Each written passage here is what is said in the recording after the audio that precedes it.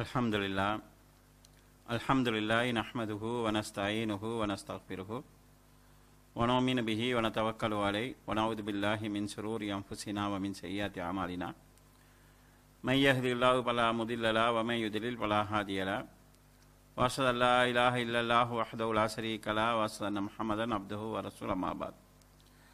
எல்லாம் வல்ல அல்லாஹ் ஜல்ல ஷானஹு தஆலாவை புகழ்ந்து அவனது திருத்தூதர் ஸல்லல்லாஹு அலைஹி வஸல்லம் அவர்கள் மீது ஸலவாத்தும் ஸலாமும் கூறிய பின்னால் காயல்பட்டணம் ஆயிஷா சித்திகா அரபு கல்லூரி மாணவிகளுக்காக நடத்தப்படுகின்ற இந்த வகுப்பிலே இணையத்தினூடாக இணைந்திருக்கக்கூடிய எல்லா சகோதரர்களுக்கும் அஸ்ஸலாமு அலைக்கும் வரஹ்மத்துல்லாஹி வபரகாத்துஹு. 2 நாட்களுக்கு முன்னால், அதாவது வியாழக்கிழமை, நாம் இஸ்லாத்தினுடைய அடிப்படையான சில அம்சங்களை பார்த்தோம். அதில் இஸ்லாத்தினுடைய அடிப்படை குர்ஆனும் சுன்னாவும் தான். குர்ஆனையும் சுன்னாவையும் காட்டியே மக்களை வழிகெடுக்கக்கூடிய வழிகேடர்கள் இருக்கிறார்கள்.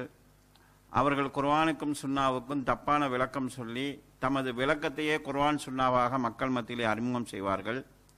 இந்த வழிகேட்டிலிருந்து நாம் எம்மை பாதுகாத்துக் கொள்வதாக இருந்தால் அல் குர்ஆன் சுன்னா என்கிற அடிப்படையில் நாம் இருக்கிற அதே நேரம் குர்ஆனையும் சுன்னாவையும் புரிந்து கொள்வதற்கான வழி எது? அவரவர் விளங்கி கொண்ட மாதிரி செயல்பட்டு போவதா, அல்லது அவங்கவங்க யாராவது ஒரு ஆலிமை, ஒரு அறிஞரை வழிகாட்டியாக எடுத்து அவர் வழியில் போய்கொண்டிருப்பதா, அல்லது அவர்கள் இருக்கக்கூடிய ஜமாத்து எப்படி குர்ஆனுக்கு சுன்னாவுக்கு விளக்கம் சொல்கிறதோ அந்த விளக்கத்தின் அடிப்படையில் நின்று கொள்வதா, அல்லது ஆரம்பகால சஹாபாக்கள், தாபியங்கள், தபது தாபியங்கள் என்ன அடிப்படையோடு நின்று கொண்டார்கள் என்று பார்த்து அந்த அடிப்படையோடு நின்று கொள்வதா? இதில் எது பாதுகாப்பானது, எது வழிகேட்டிலிருந்து எங்களை பாதுகாக்கக்கூடியது என்று நாம் சிந்தித்தால் குர்ஆனையும் சுன்னாவையும் சஹாபாக்களுடைய விளக்கத்துக்கு ஏற்ப, அவர்கள் அணுகிய முறைக்கு ஏற்ப, தாபியங்கள், தபது தாபியங்கள் என்று சொல்லக்கூடிய, அதாவது நல்லறிஞர்கள் அணுகிய முறைக்கு ஏற்ப அணுகுவதுதான் சரியான ஒரு பாதுகாப்பான வழி என்பதை நாம் பார்த்தோம். அடுத்து, தமிழ்நாட்டிலும் தமிழ் பேசக்கூடிய மக்கள் மத்தியிலும் குர்ஆன் சுன்னாவின் அடிப்படையிலே ஏற்பட்ட ஒரு பெரிய ஃபித்னா, குழப்பம்தான் சகோதரர் பிஜே அவர்களுடைய கொள்கை ரீதியான தடன்புரலாகும். இது தமிழ்நாட்டிலும் தமிழ் பேசக்கூடிய மக்கள் இருக்கக்கூடிய எல்லா பகுதிகளிலும் இது பெரிய ஒரு பாதிப்பை ஏற்படுத்தியிருக்கிறது. இந்த அடிப்படையில் தான் வழிகேடர்கள் யார் என்கிற தலைப்பிலே ஒரு விளக்கத்தை முன்வைக்குமாறு காயல்பட்டினம் ஆயிஷா சித்திகா அரபு கல்லூரியுடைய நிர்வாகிகள் வேண்டிக் கொண்டார்கள். இங்கு சகோதரர் பிஜே அவர்களுடைய கொள்கை ரீதியான தடம்புரல்வு, மார்க்கத்தை அணுகுகிற முறையிலே அவருக்கு ஏற்பட்ட குழப்ப நிலை, இதனால் ஏற்பட்டிருக்கக்கூடிய பிரச்சனையை நாம் புரிந்து கொள்வதற்காக தடம்புரண்டவர்கள் யார் என்கிற தலைப்பிலே இந்த வகுப்பு நடத்தப்படுகிறது. அன்புக்குரிய சகோதர சகோதரிகளே, சகோதரர் பிஜே அவர்கள் ஆரம்ப காலத்தில் குர்ஆன் சுன்னாவை மிக தெளிவாக மக்களுக்கு விளக்கி வந்தார். அவருடைய பேச்சினூடாகவும் எழுத்தினூடாகவும் அல்லாஹு தஆலா அவருக்கு வழங்கியிருக்கக்கூடிய, அதாவது விவாத திறமையினூடாகவும் மார்க்கத்தினுடைய அடிப்படை பல இடங்களுக்கு எடுத்துச் செல்லப்பட்டது. ஆரம்பத்தில் அந்நஜாத் என்கிற பத்திரிகையினுடைய ஆசிரியராக இருந்தபோது மிக விறுவிறுப்பாக தௌஹீத் பிரச்சாரம் நடந்தது. அதனால் இன்று வரைக்கும் கூட தமிழ்நாட்டிலே தௌஹீத் சகோதரர்கள் நஜாத் குழுவினர், நஜாத் பார்ட்டி என்று அழைக்கப்படுகின்ற நிலையை நாம் பார்க்கிறோம். அதன் பிறகு அல் ஜன்னத் என்கிற மாத இதழின் ஆசிரியராக இருந்தார். ஏகத்துவம் இதனுடைய ஆசிரியராக இருந்திருக்கிறார். இதே போன்று அவருடைய எழுத்துக்களூடாக மக்களுக்கு பிரச்சாரம் செய்து வந்திருக்கிறார். ஆரம்பத்தில் அவரிடத்தில் இருந்த நிலை கொஞ்சம் கொஞ்சமாக மாறி இன்று தௌஹீத் சிந்தனிக்கக்கூடிய ஏனைய அனைவரையுமே அவர் காபிர் என்றும் முஸ்ரிக்குகள் என்றும் சொல்லக்கூடிய நிலை ஏற்பட்டிருக்கிறது. இதனுடைய பின்னணி என்ன? இவர் எப்படி இந்த நிலைக்கு வந்தார்? இவருடைய மார்க்கத்தை அணுகக்கூடிய முறையை எவ்வளவு ஆபத்தாக இருக்கிறது? இப்போது இவர் சொல்லக்கூடிய மார்க்க விவகாரங்களில் இவர் விஷயத்தில் நாம் நம்பிக்கை வைக்கலாமா என்பது குறித்து நாம் அதாவது சற்று விரிவாக பார்க்க வேண்டியிருக்கிறது. முதலில் இவரிடத்தில் ஏற்பட்ட பெரிய பிரச்சனை, முதலில் ஏற்பட்ட பிரச்சனை சூனியம் தொடர்பில் அவருக்கு ஏற்பட்ட பிரச்சனை தான். சூனியம் தொடர்பில் அவருடைய தன்னுடைய கருத்தை மாற்றிக்கொண்டார். கருத்தை மாற்றிக்கொண்ட அதே நேரத்தில் அவர் அதிலே நிறைய தில்லுமுழுகளை செய்திருக்கிறார், குழப்பங்களை விளைவித்திருக்கிறார். அதிலே பொது நீதிக்கு நியாயத்துக்கு முறையாக அவர் நடக்கவில்லை என்று பார்க்கிற போது ஏதோ திட்டமிட்டு தெரியாதனமாக நடக்கவில்லை, திட்டமிட்டு சில சதிவேலைகள் செய்கிறார் என்பதை நாம் புரிந்து கொள்ளலாம். நீங்கள் பார்க்கக்கூடிய இந்த புத்தகம் திருக்குர்ஆன் விளக்கம் என்கிற பேரிலே அவர் ஆரம்பத்திலே அல்ஜன்னத் மாத இதழில் குர்ஆன் வசனங்களுக்கு விளக்கம் எழுதி வந்தார். அந்த விளக்கங்கள் அடங்கிய புத்தகம்தான் திருக்குர்ஆன் விளக்கம் என்று சொல்லக்கூடிய இந்த நூல். இதிலே இது அதாவது 1995 முதலாம் பதிப்பும், இரண்டாவது பதிப்பு 1997 வெளியிடப்படுகிறது. என் கையில் இருப்பது 1997 வெளியிடப்பட்ட இரண்டாவது பதிப்பு. இதிலே அவர் தன்னுடைய சூனியம் சம்பந்தமான ஒரு தனி பகுதி இதிலே இருக்கிறது. அதாவது சூரத்துல் பக்ராவினுடைய 102ஆம் வசனத்துக்கு அவர் அளித்த விளக்கம் இதில் இருக்கிறது. பிறகு இது ஒரு தனி நூலாகவும் அதாவது இஸ்லாத்தின் பார்வையில் பில்லி சூனியம் என்கிற பெயரில் தனி நூலாகவும் வெளிவந்தது. இந்த புத்தகத்தில் அவர் சொல்லக்கூடிய சூனியம் சம்பந்தமாக அவர் சொல்லக்கூடிய இந்த கருத்தை முதலாவது நான் இங்கு வாசிக்கிறேன். நீங்கள் அதாவது அந்த ப்ரொஜெக்டிலும் அதை நீங்கள் பார்க்கலாம்.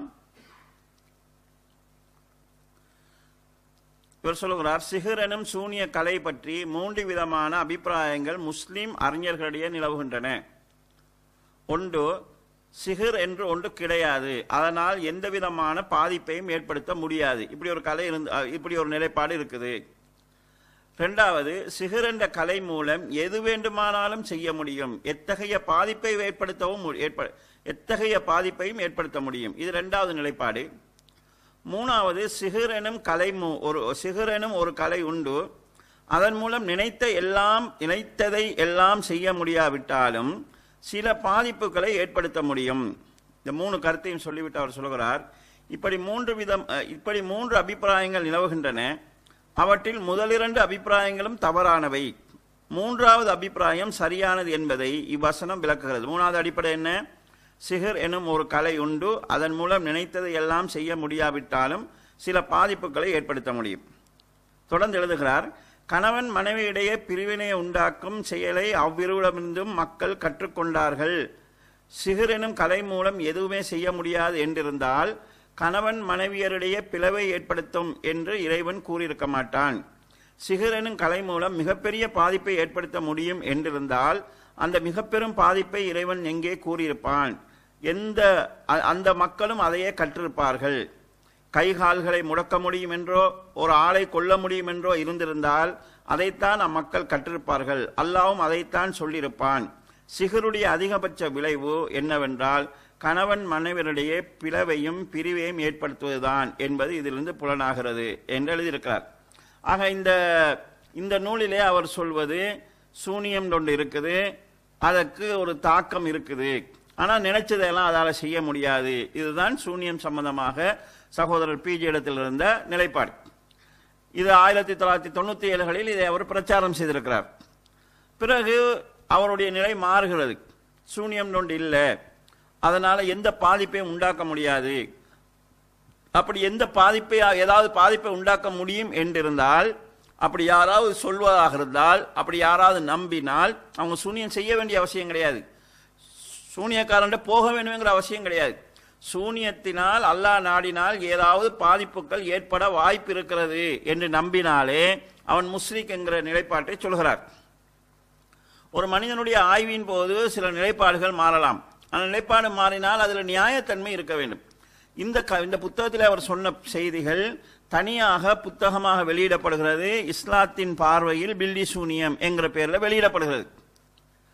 சரி, அப்படி ஒரு புத்தகம் வெளியிடப்படுகிறது. அதற்கு பிறகு அதே சகோதரர் இன்னொரு புத்தகம் வெளியிடுகிறார்.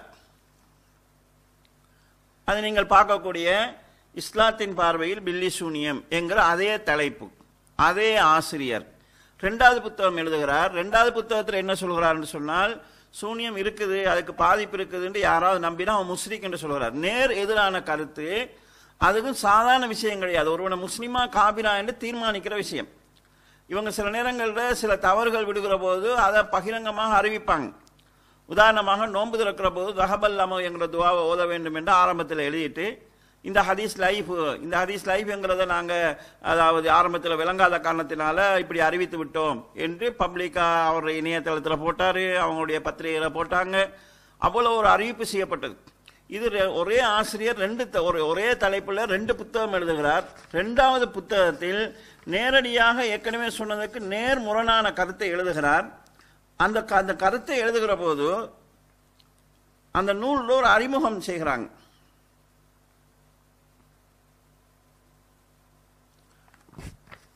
அறிமுகம் என்கிற ஒரு பகுதி. அதில் என்ன செய்யறான்னு சொல்லி சொன்னா, ஏற்கனவே அதாவது மூட நம்பிக்கை சம்பந்தமாக எழுதப்பட்ட புத்தகங்கள் பற்றி ஒரு செய்தி சொல்லப்படுது. பேய் பிசாசு உண்டா, இஸ்லாத்தில் பார்வையில் கனவுகள் ஆகியவை ஏற்கனவே நூலுருவில் வந்துள்ளன. இஸ்லாத்தின் பார்வையில் பில்லி சூனியம் எனும் இச்சிறு நூல் உங்கள் கைகளில் தவழுகிறது என்று எழுதியிருக்கிறார். அதாவது மூட நம்பிக்கையோட சம்பந்தமாக ஏற்கனவே நாங்கள் ஒரு 2 புத்தகம் எழுதியிருக்கிறோம். ஒன்று இஸ்லாத்தின் பார்வையில் கனவுகள் என்கிறது. ரெண்டாவது என்னென்று சொல்லி சொன்னால் பேய் பிசாசு உண்டா என்கிற புத்தகம்.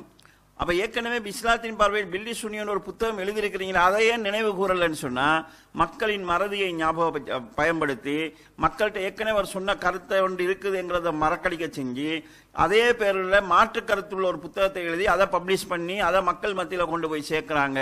அப்போ ஏற்கனவே சொன்ன கருத்தை ஏன் நீங்கள், அதாவது ரஹபல்லமுவை விட இது முக்கியமான விஷயம், அதுக்கு அவ்வளவு பப்ளிசிட்டி கொடுத்தவர்கள் அதில் கவனம் செலுத்தாமல், நான் 2வது எழுதின புத்தகத்தில் கூட நான் ஏற்கனவே ஒரு புத்தகம் எழுதியிருக்கிறேன், அதில் இப்படி ஒரு கருத்தை நான் சொல்லியிருக்கிறேன், அந்த கருத்து தவறானது, என்னுடைய மறு ஆய்வில் நான் திருத்திக் கொண்டேன் என்று சொல்லாமல் எதுவுமே நடக்காத மாதிரி பில்லி சூனியம் என்கிற புத்தகம் இப்போ தான் எழுதுகிற மாதிரி இதில் போடப்பட்டிருக்கிறது. இதிலிருந்து இவர் ஏதோ ஒரு தில்லுமுழு தெரிந்து கொண்டே வேண்டுமென்றே மக்களுக்கு தன் மீது இருக்கக்கூடிய நம்பிக்கையை பயன்படுத்தி ஏதோ ஒரு தில்லுமுழு செய்யறதுக்காக முயற்சி செஞ்சிருக்கிறார் என்கிறதை நாம் புரிந்து கொள்ளலாம். அடுத்து இதில் அவர் செய்த பல குளறுபடிகளை நீங்கள் அதாவது புரிந்து கொள்ள வேண்டியிருக்கிறது. ஏனென்று சொல்லி சொன்னால், இதை நாங்கள் விளங்கி கொண்டால்தான் இவர் மார்க்கத்தை சொல்கிற விஷயத்தை நம்ம இவரை நம்பி பின்னால் போகலாமா, மார்க்கத்தை சொல்கிற விஷயத்தில் இவரிடத்தில் இருக்கக்கூடிய நிலைப்பாடு என்ன என்கிறதை நாங்கள் புரிந்து கொள்வதற்கு வாய்ப்பாக இருக்கும். இந்த பிரச்சனையெல்லாம் சூரா பக்ராவினுடைய 102வது வசனத்துக்கு பொருள் செய்வதிலும் விளக்கம் செய்வதிலும் ஏற்படுகிறது.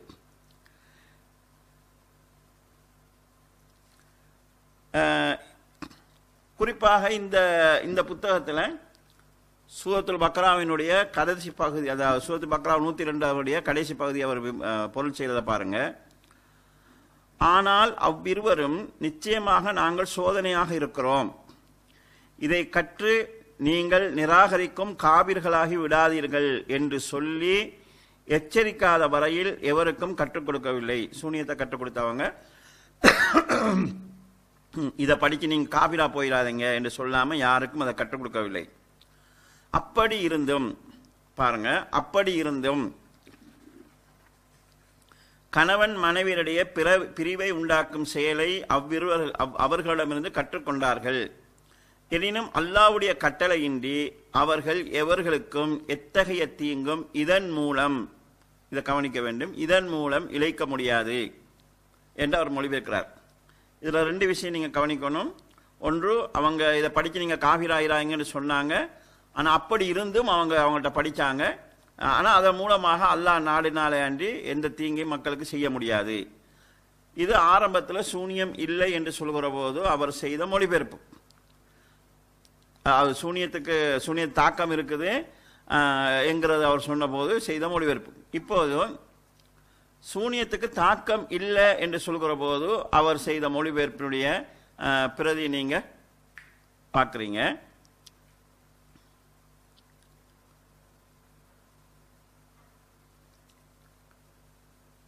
இதில் அதாவது சுலைமானுடைய ஆட்சியில் சைத்தான் கூறியதை இவர்கள் பின்பற்றினார்கள். ஜிப்ரீல் மீகாயில் எனும் அவ்விரு வானவர்களுக்கும் சூனியம் அருளப்படவில்லை. சுலைமான் ஏக இறைவனை மறுக்கவில்லை. பாபில் நகரத்தில் சூனியத்தை மக்களுக்கு கற்பித்த ஹாருத் மாருத் என்ற சைத்தான்களை மறுத்தனர். சரி, இது கங்கால் உள்ளதை பாருங்கள். இது அதாவது சரின்னு தான், நான் அந்த கருத்து சரின்னு சொல்லலை. நான் அதாவது விவாதத்துக்குரிய ஒரு பொருளாக நான் அதை எடுக்கலை. இதில் நமக்கு மாற்று கருத்து இருக்குது, ஆனால் அந்த பகுதி நான் எடுக்கலை. நாங்கள் படிப்பினையாக இருக்கிறோம், எனவே மறுத்து விடாதே. இப்போ ஆரம்பத்தில் சொல்லும்போது கொடுத்த அழுத்தத்தை குறைக்கிறாங்க பாருங்க. ஆரம்பத்தில் சொல்லும்போது எப்படி அழுத்தம் கொடுக்குறாங்க? அதாவது அவர் நிச்சயமாக நாங்கள் சோதனையாக இருக்கிறோம். சோதனைங்கிறது அங்கு வரும்போது படிப்பினையாக மாறுது. இதை கற்று நீங்கள் நிராகரிக்கும் காபிர்களாகி விடாதீர்கள். நிராகரிக்கும் காபிர்களாகி விடாதீர்கள் அழுத்தமாக சொன்னது. அதாவது சூனியத்தை மறுக்க வந்ததுக்கு பிறகு சும்மா சாஃப்ட் ஆகுது. நாங்கள் படிப்பினையாக இருக்கிறோம், எனவே மறுத்து விடாதே. அல்லாஹ் இறைவனை நிராகரித்திடாதேங்கிறதெல்லாம் விட்டுட்டு எனவே மறுத்து விடாதே என்று கூறாமல் அவ்விருவரும் யாருக்கும் கற்றுக் கொடுப்பதில்லை. பாருங்க, இதில் அடுத்தது இருந்துச்சு, அப்படி இருந்தும் அவங்க அப்படி சொல்லியும் கூட அந்த அப்படி இருந்தும் அவங்க கணவன் மனைவிக்கு இடையில பிரிவினை உண்டாக்குறத கற்றுக்கொண்டார்கள் இருந்துச்சு. இப்போ சூனியம் இல்லை என்று சொன்னோடனே அவங்க சொன்னாங்க என்று கூறாமல் அவ்விருவரும் யாருக்கும் கற்றுக் கொடுப்பதில்லை. அப்படி இருந்தும் என்கிற இது வசனம் இல்லாமல் போச்சுது. கணவனுக்கும் மனைவிக்கும் இடையில் பிரிவினை ஏற்படுத்துவதையே அவ்விருவரிடமிருந்தும் அவர்கள் கற்றுக்கொண்டார்கள். நீங்க பார்க்கறது அதாவது பிஜேனுடைய தர்ஜிமாவுடைய 4வது மொழிபெயர்ப்பு என்னுடைய கையில் இருந்தது. 4வது மொழிபெயர்ப்பு, அதனுடைய வாசகத்தை தான் நீங்க பார்க்குறீங்க. கணவனுக்கு மனைவிக்கு இடையிலே பிரிவினை ஏற்படுவதை அவ்விருவரும் அவர்களிடம் கற்றுக்கொண்டனர். அல்லாவின் விருப்பமின்றி யாருக்கும் எந்த தீங்கும் அவர்களால் செய்ய முடியாது. ஏற்கனவே சொல்லும்போது கற்றுக்கொண்டனர். எனினும் அல்லாவின் நான் கட்டளையின்றி அவர்கள் எவர்களுக்கும் எத்தகைய தீங்கும் இதன் மூலம் இழைக்க முடியாது. இதன் மூலம் சூனியத்தின் மூலமாக இழைக்க முடியாது என்றிருந்தது. இப்போ சூனியத்தும் இல்லை, அதுக்கு தாக்கம் இல்லை என்று வருகிற போது அதாவது சும்மா சாதாரணமாக எதோடையும் சம்மந்தப்படுத்தாமல் எந்த தீங்கும், அதாவது அல்லாவின் விருப்பமின்றி யாருக்கும் எந்த தீங்கும் அவர்களால் செய்ய முடியாது. ஆரம்பத்தில் சூனியம் இருக்குன்னு சொல்கிற போது அல்லாவின் கட்டளையின்றி அவர்கள் எவருக்கும் எத்தகைய தீங்கும் இதன் மூலம் இழைக்க முடியாதுன்னு மொழிபெயர்த்தாங்க. பிகுதின் இல்லாங்கிறதுக்கு உடனே அன்னைக்கு அல்லாவுடைய விருப்பம் இல்லாமல் எடுத்துக்கொண்டாங்க. அப்போ சூனியத்தால் பாதிப்பு ஏற்படுவது அல்லாஹ் விரும்புவானா என்ற ஒரு கேள்வி எழுப்புறதுக்கு அது ஒரு வாய்ப்பாக அமையும் என்கிறதுனால அந்த வார்த்தை மாறுது. எத்தனை வார்த்தைகள் மாறுதுன்னு பாருங்க. அப்படி இருந்துங்கிற வார்த்தை இல்லாமல் போயிருச்சு. அதன் மூலமாக சூனியத்தின் மூலமாகங்கிற வார்த்தை இல்லாமல் போச்சுது. ஆரம்பத்தில் சூனியம் இருக்குது, தாக்கம் இருக்குதுன்னு சொல்லுகிற போது கொடுத்த அந்த வலு இல்லாமல் போகுது. பலா தக்பூர், இதை படித்து நீங்கள் காபிரா போயிடாங்கன்னு மொழிபெயர்த்தவங்க இதை எனவே நீங்கள் மறுத்து விடாதே, எதை மறுக்கிறேன்னு சொல்லி வராத மாதிரி இப்படியெல்லாம் இவர் திரும்ப திரும்ப மாறி மாறி செய்கிறார் என்று சொல்லி சொன்னால் வேண்டும் என்ற திட்டம் உள்ளுக்குள்ள அவர்கிட்ட ஏதோ ஒன்று இருக்குது, அதை வச்சு கொண்டுதான் குர்ஆன்ல விளையாடுறாரு. இப்போ ஒரு கடைசியாக ஒரு ஆச்சரியமான ஒரு நிலைப்பாட்டை செஞ்சிருக்கிறாங்க. நீங்கள்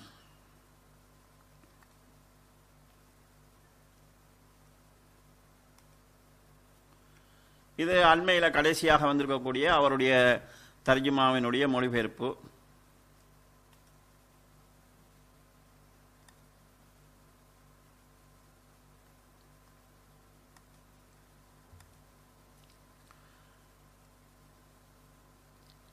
சுலைமான் ஆட்சியில் சைத்தான்கள் கூறியதை அவர்கள் பின்பற்றினார்கள். ஏற்கனவே மொழிபெயர்க்கும் போது சுலைமானுடைய ஆட்சிக்கு எதிராக சைத்தான்கள் ஓதியதுன்னு வந்துச்சு.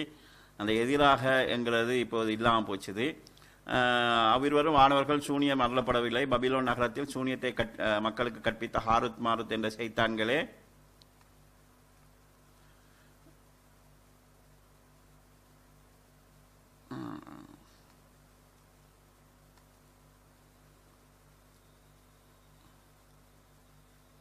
ஹாருத் மாருத் சைத்தான்களே மக்களுக்கு சூனியத்தை கற்றுக் கொடுத்தாங்கிற செய்தியை போட்டுட்டு இவர் எடுக்கிறார் அப்படின்னு சொல்லி சொன்னால் நாங்கள் படிப்பினையாக இருக்கிறோம், எனவே இதை கற்று இறைவனை மறுத்து விடாதே என்று கூறாமல் அவ்விருவரும் யாருக்கும் கற்றுக் கொடுப்பதில்லை. இப்போ வந்துட்டு ஏன் வந்துட்டுன்னு சொன்னால் இதில் புதிய ஒரு தில்லு முன்னொன்று கண்டுபிடிச்சிட்டாங்க, கொடுப்பதில்லை. எனவே எதன் மூலம் கணவனுக்கும் மனைவிக்கும் இடையிலே பிரிவினை ஏற்படுத்துவார்களோ அதை அவ்விருவரிடமிருந்தும் அவர்கள் கற்றுக்கொண்டனர். நல்லா கவனிங்க, இன்னைக்கு எனவேங்கிறது இருக்குது. இப்போ ஆரம்பத்தில் நான் காட்டினதில் இந்த எனவேயும் இல்லை, ஒன்றும் இல்லை. சூனியத்துக்கு பாதிப்பு இருக்குது என்று சொல்கிற போது அப்படி இருந்தும் என்று எனக்கு மொழிபெயர்த்திருந்தார். அப்படி இருந்தும் என்று பாதிப்பு இல்லைன்னு வந்ததுக்கு பிறகு இந்த அப்படி இருந்தும் இல்லை, எனவேயும் இல்லை, ஒன்றுமே இல்லாமல் எனக்கு மொழிபெயர்ப்பு இல்லாமல் செஞ்சாங்க. இப்போ புதிய ஒரு கண்டுபிடிப்பு வந்ததுக்கு பிறகு என்ன செய்யறான்னு சொல்லி சொன்னால், எனக்கு எனவே என்கிற ஒரு வாசகத்தை போறார். எனவே எதன் மூலம் கணவனுக்கு மனைவிக்கிடையே பிரிவினை ஏற்படுத்துவார்களோ அதை அவ்விருவரிடமிருந்து அவர்கள் கற்றுக்கொண்டனர். அல்லாவின் விருப்பமின்றி அதன் மூலம் யாருக்கும் எந்த தீங்கும் அவர்களால் ஏற்படுத்த முடியாது. இப்போ அவர் புதிய ஒரு கண்டுபிடிப்பு கொண்டதுனால இந்த வசனத்தை திரிச்சாச்சுது. இப்போ இதனுடைய சரியான மொழிபெயர்ப்பு கொடுக்கறதுல பிரச்சனை இல்லைங்கிற ஒரு நிலைப்பாட்டுக்கு வந்திருக்காங்க.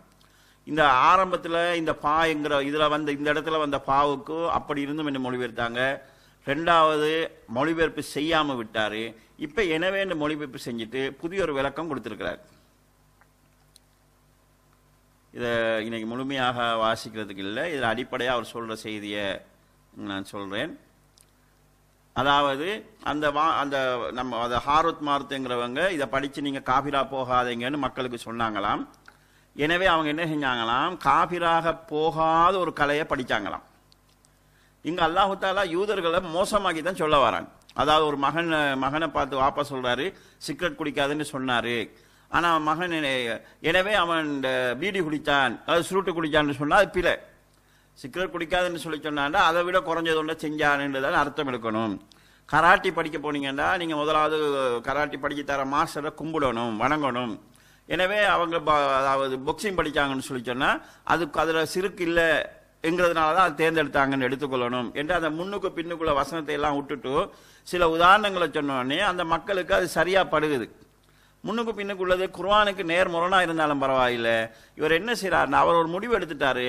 அந்த முடிவை அவர் சரியாக்குறதுக்கு குர்ஆனுடைய கருத்தையே திசை திருப்புறதுக்கு அவர் தயங்காமல் இருக்கிறார். நீங்கள் இந்த இடத்துல பார்க்கலாம், புகைப்பிடிக்காதே என்று தந்தை எச்சரித்தார். எனவே மகன் அந்த பழக்கத்தை விட்டு விட்டான் என்று கூறினால் அது பொருத்தமாக இருக்கும். இது யாருக்கு பொருத்தமாக இருக்கும்? ஒரு மகன் புகைப்பிடிக்கிறாரு, பாப்பா குடிக்காது என்று சொல்றாரு. அதை பார்த்துட்டு ஒரு நல்ல மகனாக இருந்தால் வாப்பாக்கு வேணான்னு சொல்றாரு, விட்டுட்டாருன்னு சொன்னால் ஒரு நல்ல மகனை பற்றி இங்கு பேசப்படுது. புகை பிடிக்காதே என்று தந்தை எச்சரித்தார். எனவே மகன் நன்றாக புகைப்பிடித்தான் என்பது பொருத்தமாக அமையாது. எது யாருக்கு பொருத்தமாக அமையாது? நல்ல மகனுக்கு பொருத்தமாக அமையாது.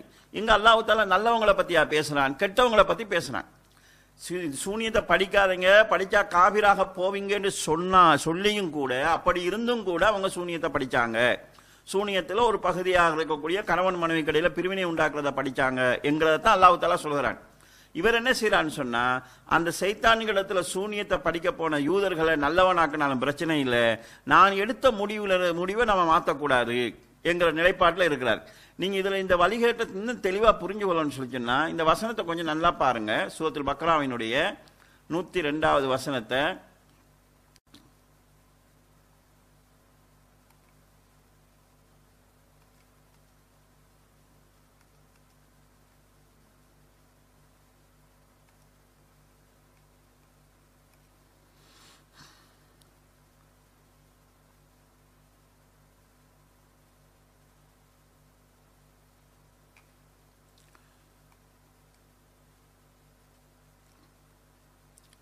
வத்தபவ் மாத்தத்துலு சயாத்தீனு அலா முல்கி சுலைமான், சுலைமானின் ஆட்சிக்கு எதிராக சைத்தான்கள் ஓதியதைத்தான் அவர்கள் பின்பற்றினார்கள். வமா கபர சுலைமானு வலாக்கின்ன சயாத்தீன கபரு, சுலைமான் நிராகரிக்கவில்லை, சைத்தான்கள் தான் நிராகரித்தன. யுஅல்லிமூன நாஸ சிஹ்ர, சைத்தான்கள் மனிதர்களுக்கு சூனியத்தை கற்றுக் கொடுத்தன. இது அல்லாஹ் தஆலா முடிவு சொல்லிட்டான். சைத்தான்கள் மனிதர்களுக்கு சூனியத்தை கற்றுக் கொடுத்தன. வமா உன்சில மலக்கனி பிபாபில் ஹாரூத் வ மாரூத், ஹாரூத் மாரூத் என்கிற 2 வானவர்கள் மீது இறக்கப்பட்டதையும் சைத்தான் கற்றுக் கொடுத்தன. வமா யுஅல்லிமானி மின் அஹதின் ஹத்தா யக்கூலா, அந்த ஹாரூத் மாரூத்ங்கிற 2 பேரும் இன்னமா நஹ்னு ஃபித்னா ஃபலா தக்ஃபுர், நாங்களே சோதனையாக இருக்கிறோம், இதை படித்து நீங்கள் காபிராகி விடாதீர்கள் என்று சொல்லாமல் யாருக்கும் அவர்கள் கற்றுக் கொடுக்கவில்லை. நன்றாக கவனிங்க. முதலாவது ஒரு செய்தி சொல்லப்படுகிறது, யுஅல்லிமூன நாஸ சிஹ்ர, மக்களுக்கு சூனியத்தை கற்றுக் கொடுத்தார்கள். அப்ப சூனியம் என்கிறது கற்றுக் கொடுக்கப்பட்டிருக்குதுங்கிறது தெளிவா குர்ஆன்ல வந்துருச்சு. ரெண்டாவது இதே இடத்துல இன்னொரு முறை சொல்லப்படுது, வமா யுஅல்லிமானி மின்ன, வமா யுஅல்லிமானி, அவர்கள் 2 பேரும் கற்பிக்கவில்லை என்றதோட வசனம் முடிஞ்சிருந்தா பிஜே சொல்ற கருத்துக்கு வாய்ப்பு இருக்குது. ஆனா இங்க 2வது வசனம் எப்படி வருது, இதை படித்து நீங்கள் காபிராகி விடாதீர்கள் என்று யாருக்கும் சொல்லாமல் அவர்கள் ரெண்டு பேரும் கற்றுக் கொடுக்கவில்லை. அப்படின்னா என்ன அர்த்தம்? இதை படித்து காபிராகி விடாதீர்கள் என்று சொல்லி கற்றுக் கொடுத்திருக்கிறாங்க. மக்களும் கற்றுருக்கிறாங்க. கணவனுக்கும் மனைவிக்கும் இடையில பிரிவினை உண்டாக்கக்கூடியதை அவர்கள் கற்றுக்கொண்டார்கள். அப்ப சூனியம் என்கிறது கற்பிக்கப்பட்டிருக்குது. சூனியம் என்கிறது ஹாருத் மாருத்தினால் கற்றுக் கொடுக்கப்பட்டிருக்குதுங்கிறது இந்த இடத்துல மிக தெளிவாக அல்லாஹ் தஆலா நேரடியாகவே சொல்கிறான். அப்படி இருந்தும் கூட இவர் தன்னுடைய கருத்தை திரிக்கிறதுக்காக இந்த பா என்கிற வாசகத்தை வச்சுக்கொண்டு ஆரம்பத்தில் மொழிபெயர்த்துட்டு பிறகு மொழிபெயர்க்காம விட்டுட்டு இப்போது மொழிபெயர்ப்பை மாற்றிக்கக்கூடிய இந்த பா என்கிற வாசகத்தை வச்சுட்டு அவர் என்ன சொல்றான்னு சொன்னார், கணவன் மனைவிக்கு மத்தியில் பிரிவினை ஏற்படுத்துவது சூனியத்தின் ஒரு வகையாக ஏன் இருக்கக்கூடாது என்று சிலர் கருதினால் அது 2 காரணங்களால் தவறாகும். சூனியத்தை பற்றி அவ்விருவரும் கடுமையாக எச்சரித்த பின்னர் சூனியத்தின் ஒரு வகையை கற்றுக்கொண்டு இருந்தால் எனவே என்று சொல்லப்பட்டு இருக்காது. எனவேங்கிறது இவர் கையால் போட்ட புதிய செய்தி. மேலும் சூனியத்தை கற்பது ஒருவனை காபிராக ஆக்கிவிடும் என்று வசனத்தில் 3 இடங்களில் சொல்லப்பட்டுள்ளது. கணவன் மனைவிக்கு மத்தியில் பிரிவினை ஏற்படுத்துவது பாவமான காரியம் என்றாலும் அது ஒருவனை காபிராக ஆக்கும் குற்றம் அல்ல. நாமும் அவ்வாறு கூறவில்லை, சூனியத்தை நம்புவோரும் அவ்வாறு கூறவில்லை. அவர்கள் கற்றுக்கொண்ட இந்த கலை ஒருவரை காபிராக ஆக்காது என்றால் அது சூனியத்தின் ஒரு வகையாக இருக்க முடியாது. அப்ப அவங்க கற்றுக்கொண்டது சூனியத்தில் ஒரு வகை இல்லை, வேறொரு வகை. சரி, சூனியத்தை ஆரம்பத்தில் குர்ஆன் அல்லாஹ் சூனியத்தை கற்றுக் கொடுத்தார்கள் என்று சொல்கிறான். ஹாருத் மாருத் என்கிற 2 பேரும் கற்பித்ததாக சொல்கிறான். அவங்க கற்பித்தது சூனியம் இல்லைன்னு இவர் சொல்றார். அல்லாஹ் நேரடியாக யுஅல்லிமூன நாஸ சிஹர், அவர் மக்களுக்கு சூனியத்தை கற்றுக் கொடுத்தார்கள் நேரா சொல்றான். இவர் இல்லாத அந்த பாவுக்கு இல்லாத ஒரு அர்த்தத்தை எடுத்து வைத்துக்கொண்டு தனது அர்த்தத்தை வைத்துக்கொண்டு அல்லாஹ் தஆலா நேரடியாக சூனியத்தை கற்றுக் கொடுத்தார்கள் என்று சொல்வதை நிராகரிக்கிறார். அப்ப இவர் மார்க்கத்தை சொல்கிற விஷயத்தில் இவரிடமிருந்து அந்த பேணுதல் தன்மை இல்லாம போயிருச்சது. மார்க்கத்தை சொல்கிற விஷயத்தில் இவர் அந்த பேணுதலான நிலைப்பாட்டுக்கு மாறி என்ன நடந்தாலும் பிரச்சனை இல்லை, நான் சொன்னதை விடுவதில்லை என்கிற ஒரு அடிப்படையான நிலைக்கு வந்திருப்பதை நாம் இந்த செய்தியிலிருந்து பார்க்கிறோம். இப்படி அவர் சூனியத்துடைய விஷயத்தில் பல தடவைகள் தடமாறி அதாவது மாறி செய்திருப்பதிலிருந்து குர்ஆன்ல ஒரே வசனத்தை திரும்ப வித்தியாசமான கோணங்கள் அவருக்கு புதுசா படுற நேரத்தில் எல்லாம் ஏதாவது கேள்விகள் எடுத்து வைக்கப்படுகிற போது அந்த கேள்விகளுக்கு நியாயமான பதில் சொல்ல முடியாது போகிற போது குர்ஆனுடைய வசனங்களுக்கு மாற்றி விளக்கம் செய்வதை பார்த்தால் கிறிஸ்துவ சமுதாயம் எப்படி யாருக்குமே தெரியாம பைபிளை கொஞ்சமா மாத்திட்டு வராங்களோ அதுபோன்று இவர் குர்ஆன்ல கையாடல் செய்கிறார் என்கிறது மிக தெளிவாக விளங்குகிறது. எனவே அன்புக்குரிய சகோதரர்களே, மார்க்க விஷயத்தில் இவர் நம்பிக்கைக்குரியவர் கிடையாது. மார்க்க விஷயத்தில் இவர் மோசடி செய்கிறவர், தெரிந்து கொண்டே மோசடி செய்கிறவர் என்கிற ஒரு அடிப்படையை நாம் இதிலிருந்து புரிந்து கொள்ளலாம். 2வது, இவருடைய குர்ஆனுடைய விஷயத்தில் இவருடைய நிலைப்பாட்டை பாருங்கள்.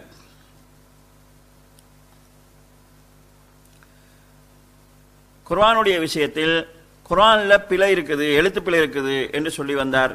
எழுத்துல தான் பிழை வரும், ஆனா ஓதல் பிழை வராது என்று சொல்லி வந்தார். எழுத்துல அதாவது குர்ஆன் அல்லாஹ் பாதுகாக்கிறான்னு சொல்லி இருக்கிறானே, நீங்க இப்படி சொன்னா குர்ஆன் அல்லாஹ் பாதுகாத்தான்ங்கிற வசனத்துக்கு பிரச்சனையாகுமே என்று சொல்கிற போது அல்லாஹ் எழுத்துல பாதுகாக்கிறதா சொல்லல, அதாவது கல்வி கொடுக்கப்பட்டவருடைய உள்ளத்துல பாதுகாக்கிறதா சொல்லி இருக்கிறான். எழுத்து பிழையாக இருந்தாலும் ஓதல் சரியாக அமைஞ்சிடும் என்று சொல்லி வந்தாரு. இந்த வீடியோவை நீங்க சற்று பாருங்க. இதில் அவர் சொல்லக்கூடிய கருத்து எவ்வளவு பாரதூரமாக அமைஞ்சிருக்குது. தேவைப்படுகிற போது எதை வேணாலும் யூஸ் பண்ணி கொள்ற மாதிரியான ஒரு மனநிலையில இவர் இருக்கிறார் என்கிறத நாங்கள் புரிந்து கொள்ளலாம். ஒரு உதாரணத்துக்கு சொல்வதாக இருந்தால் குர்ஆன்ல இன்ன ஹாதானி ல சாஹிரானி அப்படின்னு ஒரு வசனம் இருக்கிறது. இன்ன ஹாதானி ல சாஹிரானி என்று சொல்லி வரக்கூடாதுங்க. அது தவறு, இலக்கண பிரகாரம் தவறு. எந்த இலக்கண பிரகாரம்? ரசூல் ஸல்லல்லாஹு அலைஹி வஸல்லம் காலத்துக்கு முந்தி இருந்த இலக்கண பிரகாரம் இன்ன ஹாதைனி தான் வரணும். இன்ன என்று வந்துருச்சுன்னு சொன்னா இன்ன ஹாதானின்னு வரவே கூடாது. ஆனா குர்ஆன்ல நீங்க பார்த்தா எப்படி இருக்கு? இன்ன ஹாதானி ல சாஹிரானின்னு இருக்கும். இதை பத்தி ஆயிஷா நாயகி கிட்ட பேசும்போது என்ன செய்யறாங்கன்னு கேட்டா, நீ தப்புப்பா, அது தப்பா எழுதிப்பட்டாங்க, ஹத்தவுல் காத்திபு இன்ன ஹாதைன்னு வாசிக்கிறாங்க. அதான் இன்ன ஹாதானி ல சாஹிரானின்னு குர்ஆன்ல இருக்குது. அது ஆயிஷா நாயகி என்ன சொல்றாங்கன்னு கேட்டா, அது எழுத்தர் செய்த தவறு, ஹாதானி வரக்கூடாது, ஹாதைனின்னு தான் வரணும், ஹாதானி தப்பா எழுதிட்டாருங்கிறாங்க. அப்ப இது கொள்ளாமல் விடமாட்டார்கள், பயங்கரமான விஷயங்கிறீங்களே. ஆயிஷா நாயகி இது ஹத்தவுல் காத்திபுங்கிறாங்களே, எழுத்தர் செய்த பிழைங்கிறாங்களே. அப்ப அது மாதிரிலாம் எழுத்தர்கள் செஞ்சு இருக்கிறாங்க, அதுக்கு நிறைய முன்மாதிரி இருக்கிறது. ஆனா குர்ஆன் எதை கொண்டு பாதுகாக்கப்பட்டுச்சு விளங்கிக்கணும். குர்ஆன் எதை கொண்டு பாதுகாக்கப்பட்டுச்சு? தில்க ஆயாத்துன் பையினாத்துன் ஃபீ சுதூரில் லதீன ஊத்துல் இல்ம். கல்வி கொடுக்கப்பட்டவர்களுடைய உள்ளங்களில் இந்த வசனங்கள் பாதுகாக்கப்படுகிறது. ஃபர்ஸ்ட் உள்ளங்கள்ல மனப்பாடம் கரெக்டா பண்ணி வச்சிருப்பாங்க, அதை வச்சு தான் கரெக்ட் பண்ணணும் என்பதை என்ன செய்யறாங்க விளங்கிக்கிறோம். லிசானுல் அரபுல இருக்குதுன்னு சொன்னீங்கன்னா அவர் அந்த இருக்கிறதுனால அவர் சொல்றார். பஸ்தத்துன்னு குர்ஆன்ல ஒன்று எழுதப்பட்டிருக்கு. அது மாத்திரம் இல்லாம இந்த பஸ்தத் சம்பந்தமாவே நீங்க பாருங்களேன். இன்னும் அதாவது அந்த ஆயிஷா நாயகி சொன்னதை படிக்கிறேன். அதாவது இன்னல்லாஹ லஸ்தஹியா மினல்லாஹி தஆலா அன் நக்ர இன்ன ஹாதானி. ஆயிஷா நாயிட்ட பேசும்போது எபுன உக்தி ஹாதா கத்தம் மினல் காத்திப் குர்துபில ஆயிஷா நாய் சொன்னது எடுத்து எழுதுறாங்க. என்னுடைய சகோதர மகனே, இது இன்ன ஹாதானின்னு வரக்கூடாது, ஹாதானின்னு வரணும். எழுத்துறவங்க தப்பா எழுதிவிட்டாங்க. அப்ப எழுதுனவங்க தப்பா எழுதிட்டாங்கன்னா அப்படிதான் இருந்துட்டு நினைக்கிறேன். ஆயிஷா நாய் எதை தப்பா எழுதிட்டாங்கன்னு சொன்னாங்களோ அப்படிதான் குர்ஆன்ல இருந்துகிட்டு இருக்கிறது. அப்ப நீங்க இந்த குர்ஆன்ல பயங்கரமா அப்படி சொல்றீங்களே, அல்லாஹ் எப்படி பாதுகாத்தங்கிறான்? எழுத்துக்களை ஓசையை தான் பாதுகாத்தான். எழுதுறவங்க முன்ன பின்ன எழுதிருவாங்க, ஆனா மனப்பாடத்தின் மூலமா தான் அது பாதுகாக்கப்படுதுங்கிற அடையாளமாகத்தான் இந்த ஆயிஷா நாயுடைய சொல்லை நம்ம என்ன செஞ்சுக்கிறோம், எடுத்துக்கொள்கிறோம். قالوا إن هذان لساحران يريدان أن يخرجاكم من أرضكم بسحرهما ويذهبا بطريقتكم المثلى. قالوا إن هذان لساحران يريدان أن يخرجاكم من أرضكم بسحرهما ويذهبا بطريقتكم المثلى. قالوا إن هذان لساحران يريدان أن يخرجاكم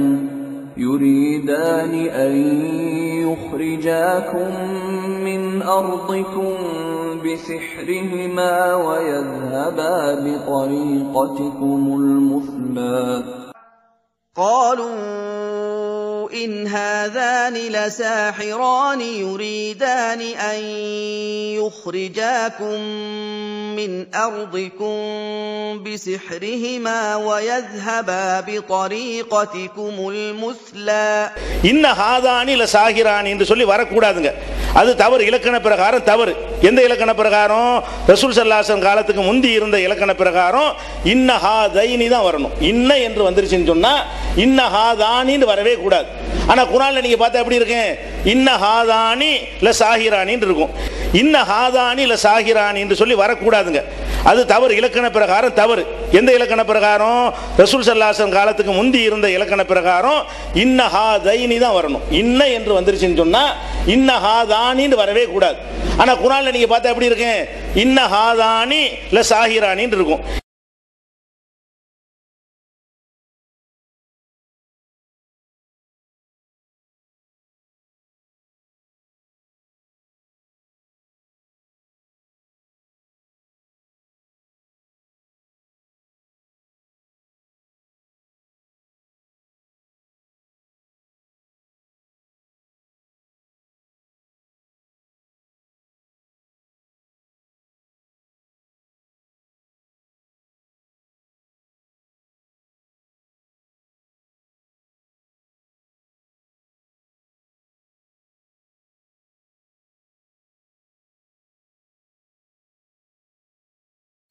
இந்த இடத்துல அதாவது அவர் குர்ஆனுடைய விஷயத்திலும் தடம் புரண்டிருக்கிறாரு என்பதை நாங்கள் பார்க்கலாம். இந்த வசனம் சம்பந்தமாக காதியானிகளோடு நடந்த விவாதத்திலும் பேசும்போது அது இலக்கணத்துக்கு உட்பட்டதுதான் என்றும் இதே சகோதரர் பேசியிருக்கிறார். ஆக இந்த சூனிய விஷயத்தில் அவற்றை தடம்பல் ஏற்பட்டது போன்று குர்ஆன் சம்பந்தமான நிலைப்பாட்டிலும் அவரிடத்தில் தடம்புகள் ஏற்பட்டிருக்குது என்கிற அடிப்படையை நாங்கள் இதிலிருந்து புரிந்து கொள்ளலாம். ஈமானுடைய அடிப்படை முக்கியமான அம்சங்கள் 6 அம்சங்கள் நாங்கள் சின்ன வயதிலிருந்து படித்து வந்திருக்கிறோம். ஆமந்து பில்லாஹி வ மலாயிகத்திஹி, நாங்கள் அல்லாஹ்வை நம்புகிறோம், மலக்குகளை நம்புகிறோம் என்கிறது ஈமானுடைய அடிப்படை அம்சம். மலக்குகளை நம்புகிற போது அவர்கள் அல்லாஹ்வால் படைக்கப்பட்டவங்க, ஆசாபாசங்களுக்கு அப்பாற்பட்டவங்க, அல்லாஹ் எதை சொல்கிறான்னு அதைத்தான் செய்வாங்க, அல்லாஹ்வுக்கு மாற்றமாக எதுவும் செய்ய மாட்டாங்க. இது எல்லாமே ஈமானுடைய அம்சங்கள் உள்ளது. இங்கே மலக்குகள் சம்பந்தமாக இவர் சொல்லக்கூடிய செய்தியை நாம் இந்த இடத்துல அதாவது ஈமானுக்கு முரணான ஒரு தடம்புறவை பார்க்குறோம். மலக்குகள் சம்பந்தமாக இதை ஏன் இவர் சொல்கிறாருன்னு சொல்லி சொன்னால், இந்த ஹாரூத் மாரூத் என்கிறவங்களை பற்றி அவங்க மலக்குகள் என்கிறது எங்களுடைய நிலைப்பாடு. ஆனால் அவங்க மலக்குகள் தான் என்று சொல்லக்கூடியவங்க தப்சீர் என்கிற பேரில் சில இஸ்ராயிலியத்துகள் இட்டுக்கட்டுக்களை சொல்லியிருக்கிறாங்க. அல்லாஹ் தாலாவிடத்தில் மலக்குகள் மனிதர்களை பற்றி தப்பாக பேசியதாகவும் உங்களுக்கு நான் ஆசையை தந்தால் நீங்களும் இப்படித்தான் தவறுகள் செய்வீர்கள் என்று அல்லாஹ் தஆலா சொன்னதாகவும், நாங்கள் அப்படி செய்ய மாட்டோம் என்று சொன்ன நேரத்தில் உங்களை 2 பேரை தேர்ந்தெடுங்கள் அல்லாஹ் தஆலா சொல்லி அந்த 2 பேருக்கும் மனித உணர்வுகளை ஆசாபாசங்களை கொடுத்ததாகவும் அவங்க உலகத்துக்கு வந்து தவறி போனதாகவும் ஒரு கதை இருக்குது. இந்த கதை பொய்யானது, நாங்களும் அது பொய்யானதுன்னு தான் சொல்கிறோம்.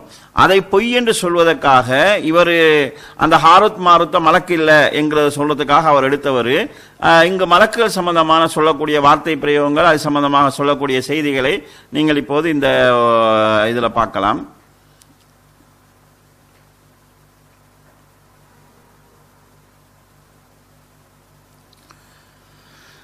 மனித சமுதாயத்தை இறைவன் படைக்கவிருப்பதாக அறிவித்த உடனே மலக்குகள் தங்கள் ஆட்சேபனையை வெளியிட்டார்கள். அதாவது குழப்பம் விளைவித்து இரத்தத்தை ஓட்டக்கூடியவர்களா நீ படைக்கப் போகிறாய் என்று அல்லாஹ் தஆலா சொன்ன போது அவங்க கேட்டாங்க. இது அல்லாஹ்வுக்கு அவங்க செஞ்ச ஆட்சேபனைகள் கிடையாது. அல்லாஹ்வுக்கு அவங்க ஆட்சேபனை செய்யவும் மாட்டாங்க. அப்போது மனிதர்கள் குழப்பம் ஏற்படுத்துவார்கள், இரத்தம் சிந்துவார்கள் என்றெல்லாம் குற்றங்களை அடக்கினார்கள். ஆதம் அலைஹிஸ்ஸலாம் அவர்களின் சிறப்பையும் தகுதியையும் இறைவன் நிரூபித்து காட்டிய பிறகு, நிரூபித்ததுக்கு பிறகுதான் நம்புவாங்கங்கிற மாதிரி காட்டப்படுது. நீ தூயவன், நீ எங்களுக்கு கற்றுத்தந்ததை தவிர எங்களுக்கு வேறு அறிவு இல்லை, நீயே அறிந்தவன் ஞானமிக்கவன் என்று கூறி தங்கள் தவறுக்கு மலக்குகள் வருந்தி விட்டனர். மலக்குகள் தவறு செய்ய மாட்டாங்கிறது நம்பிக்கை, தவறுக்கு வருந்தி விட்டார்கள். அது மட்டுமன்றி மனிதனுக்காக அவர்கள் சஜிதாவும் செய்து தங்கள் தவறுக்கு பரிகாரம் தேடிக்கொண்டார்கள். அப்ப மலக்கு அல்லாஹ்வுக்கு ஆதம் அலைஹிஸ்ஸலாத்துக்கு சஜிதா செஞ்சது தாங்க செஞ்ச தவறுக்கு பரிகாரத்துக்காக. ஆனால் அல்லாஹ் தஆலா குர்ஆன்ல சஜிதா செய்ய சொன்னாங்க, அல்லாஹ் சொன்னதை அவங்க செஞ்சாங்க. ஆனா மலக்குகள் தவறு செஞ்சாங்கிறது திரும்ப திரும்ப சொல்லப்படுது. அந்த தவறுக்கு பரிகாரம் தேடுவதற்காகத்தான் சஜிதா செய்தார்கள் என்று இங்கு திரும்ப திரும்ப சொல்லப்படுவதை நாம் பார்க்கிறோம். தொடர்ந்து எழுதுகிறார், மனிதனின் தகுதியை பற்றி முன்பே விமர்சனம் செய்து அந்த விமர்சனம் தவறு என்று இறைவன் விளக்கிய பிறகு தவறு என்று ஒப்புக்கொண்டவர்கள் வானவர்கள். எத்தனை தவறு மாணவர்கள் தொடர்புல வரப்படுதுன்னு பாருங்க. இத்தகைய இயல்பு படைத்த வானவர்கள் இன்னொரு முறை இப்படி இறைவனிடம் ஆட்சேபனை செய்திருப்பார்களா? இவ்வளவும் இந்த தவறெல்லாம் போட்டதெல்லாம் இந்த கேள்வி கேட்கறதுக்கு தான். ஏற்கனவே அது இஸ்ராயலியத்தான கதை, ஆதாரம் இல்லாதுன்னு சொல்லியிருந்தாலே போதுமானது. அது இல்லாம இவர் சொந்த செய்திகளை சேர்க்கிறாரு. முன்பு ஆட்சேபனை செய்த போது அவர்களுடன் சைத்தான் இருந்தான், மேற்கண்டவாறு ஆட்சேபனை செய்யுமாறு அவர்களை அவன் தூண்டி விட்டிருக்க முடியும். அப்ப மலக்கு அல்லாஹ்வுக்கு ஆட்சேபனை செஞ்சதுக்கான காரணம் அவங்களோட சைத்தான் இருந்தால், சைத்தான் தூண்டினதுனால அவங்க அல்லாஹ்வுக்கு எதிராக ஆட்சேபனை செஞ்சாங்க என்று இவர் சொல்கிறார். சைத்தான் அவர்களை விட்டு வெளியேற்றப்பட்ட பிறகு அந்த முதல் ஆட்சேபனைக்காக ஏற்கனவே சூடுபட்டிருந்த மலக்குகள் எப்படி மறுபறையும் ஆட்சேபனை செய்வார்கள்? இந்த ஒரு பொய்ன்னு சொல்றதுக்காக இவர் எத்தனையோ அக்கீதா ரீதியான கோளாறுகளை செய்கிறார். வழக்குகள் தவறு செஞ்சதாக சொல்கிறார், மலக்குகள் ஆட்சேபனை செஞ்சதாக சொல்கிறார், தவறுக்கு பரிகாரம் காண்கிறதுக்காக ஆதம் அலைஹிஸ்ஸலாத்துக்கு சுஜூது செஞ்சு பரிகாரம் கண்டதாக சொல்கிறார். மலக்குகள் தவறு செஞ்சதற்கு காரணம் அவங்களோட சைத்தான் இருந்தால் சைத்தான் தூண்டித்தான் இந்த தவறை செய்தார்கள் என்று இவர் ஒரு கற்பனையான யூகத்தையும் சொல்கிறார். இவ்வளவு மலக்குகளை பத்தி சொல்லிட்டு அதுக்கு கீழவே அவர் எழுது, அதாவது வழிகேட்டுக்கு ஒரு அடையாளம் என்னன்னு சொன்னா தனக்குத்தானே முரண்படுவதுதான் வழிகேட்டுக்கு ஒரு அடையாளம். இவ்வளத்தையும் சொல்லிட்டு அவர் என்ன சொல்றாருன்னா, இந்த வானவர்களை பத்தி சொல்றாரு. அவர்கள் வானவர்கள் மரியாதைக்குரிய அடியார்கள், அவர்கள் அவனை முந்தி பேச மாட்டார்கள், அவனது கட்டளைப்படியே செயல்படுவார்கள்.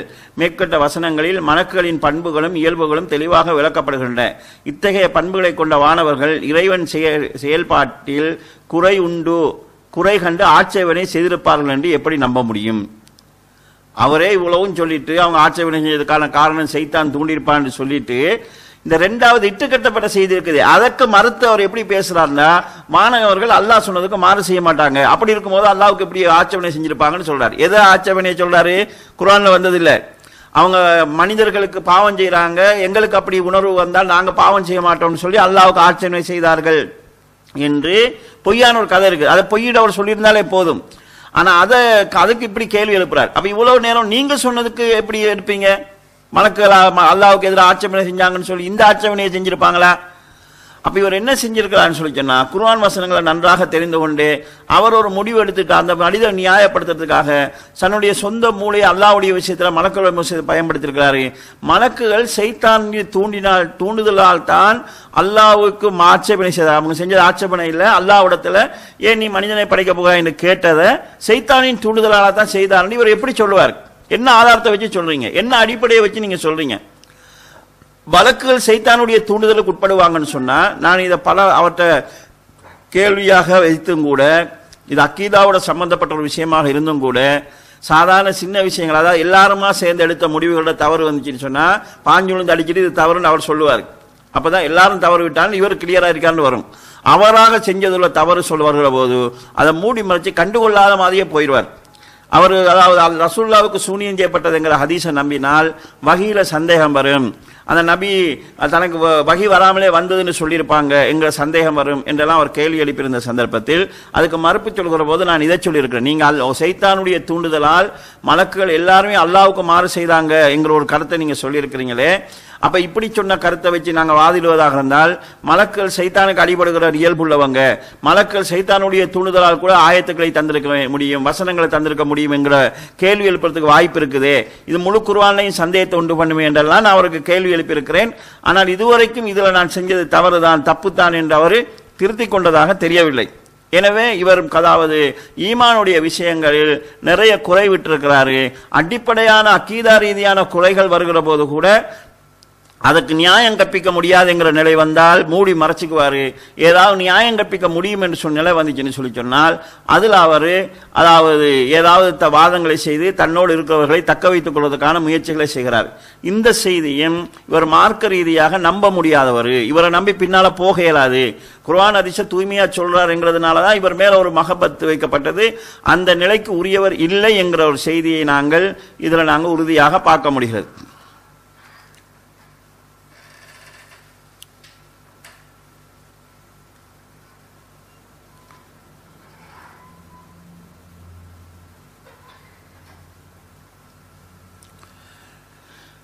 மலக்குமார்கள் விஷயத்தில் மட்டும் இல்லாமல் நபிமார்கள் விஷயத்திலும் இவரிடத்தில் நிறைய தடுமாற்றங்கள் தடம்புரல்கள் ஏற்பட்டிருக்கிறது. இங்கு தாவூத் அலைஹிஸ்ஸலாம் சம்பந்தமாக ஒரு செய்தி நீங்கள் பார்த்து கொண்டிருக்கிறீங்க. இது தர்ஜுமாவினுடைய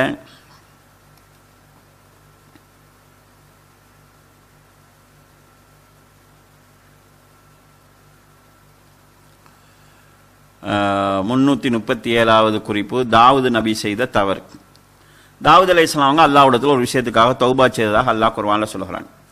அவர் செஞ்ச தவறு எது என்கிறது அந்த குர்ஆனுடைய வசனங்களில் தெளிவாக வரலை. அந்த தவறு எது என்று கண்டுபிடிச்சுத்தான் ஆகணும் என்கிற அவசியம் நமக்கு இல்லை. சில கட்டுக்கதைகள் இது தொடர்பில் இருக்குது. தாவூத் அலைஹிஸ்ஸலாம் அவர்கள் உரியா என்று சொல்லக்கூடிய ஒரு படைத்தலைவனுடைய மனைவி அபகரித்து கொண்டாங்க என்கிற மாதிரியான ஒரு செய்தி பைபிளில் இருக்குது. அந்த பைபிளை வச்சு குர்ஆன் விளக்க உரையாளர்களில் சிலர் இஸ்ராயலியத்தான அந்த சம்பவத்தை இந்த சம்பவத்தோட இணைச்சு பேசியிருக்கிறாங்க. அது தவறு. அதை இன்றைக்கும் ஒரு மனுஷன் பாமர மனுஷன் சொன்னா இது தவறு, இப்படி இருக்காதுன்னு சொல்லி நம்பிட்டு போயிடுவாங்க.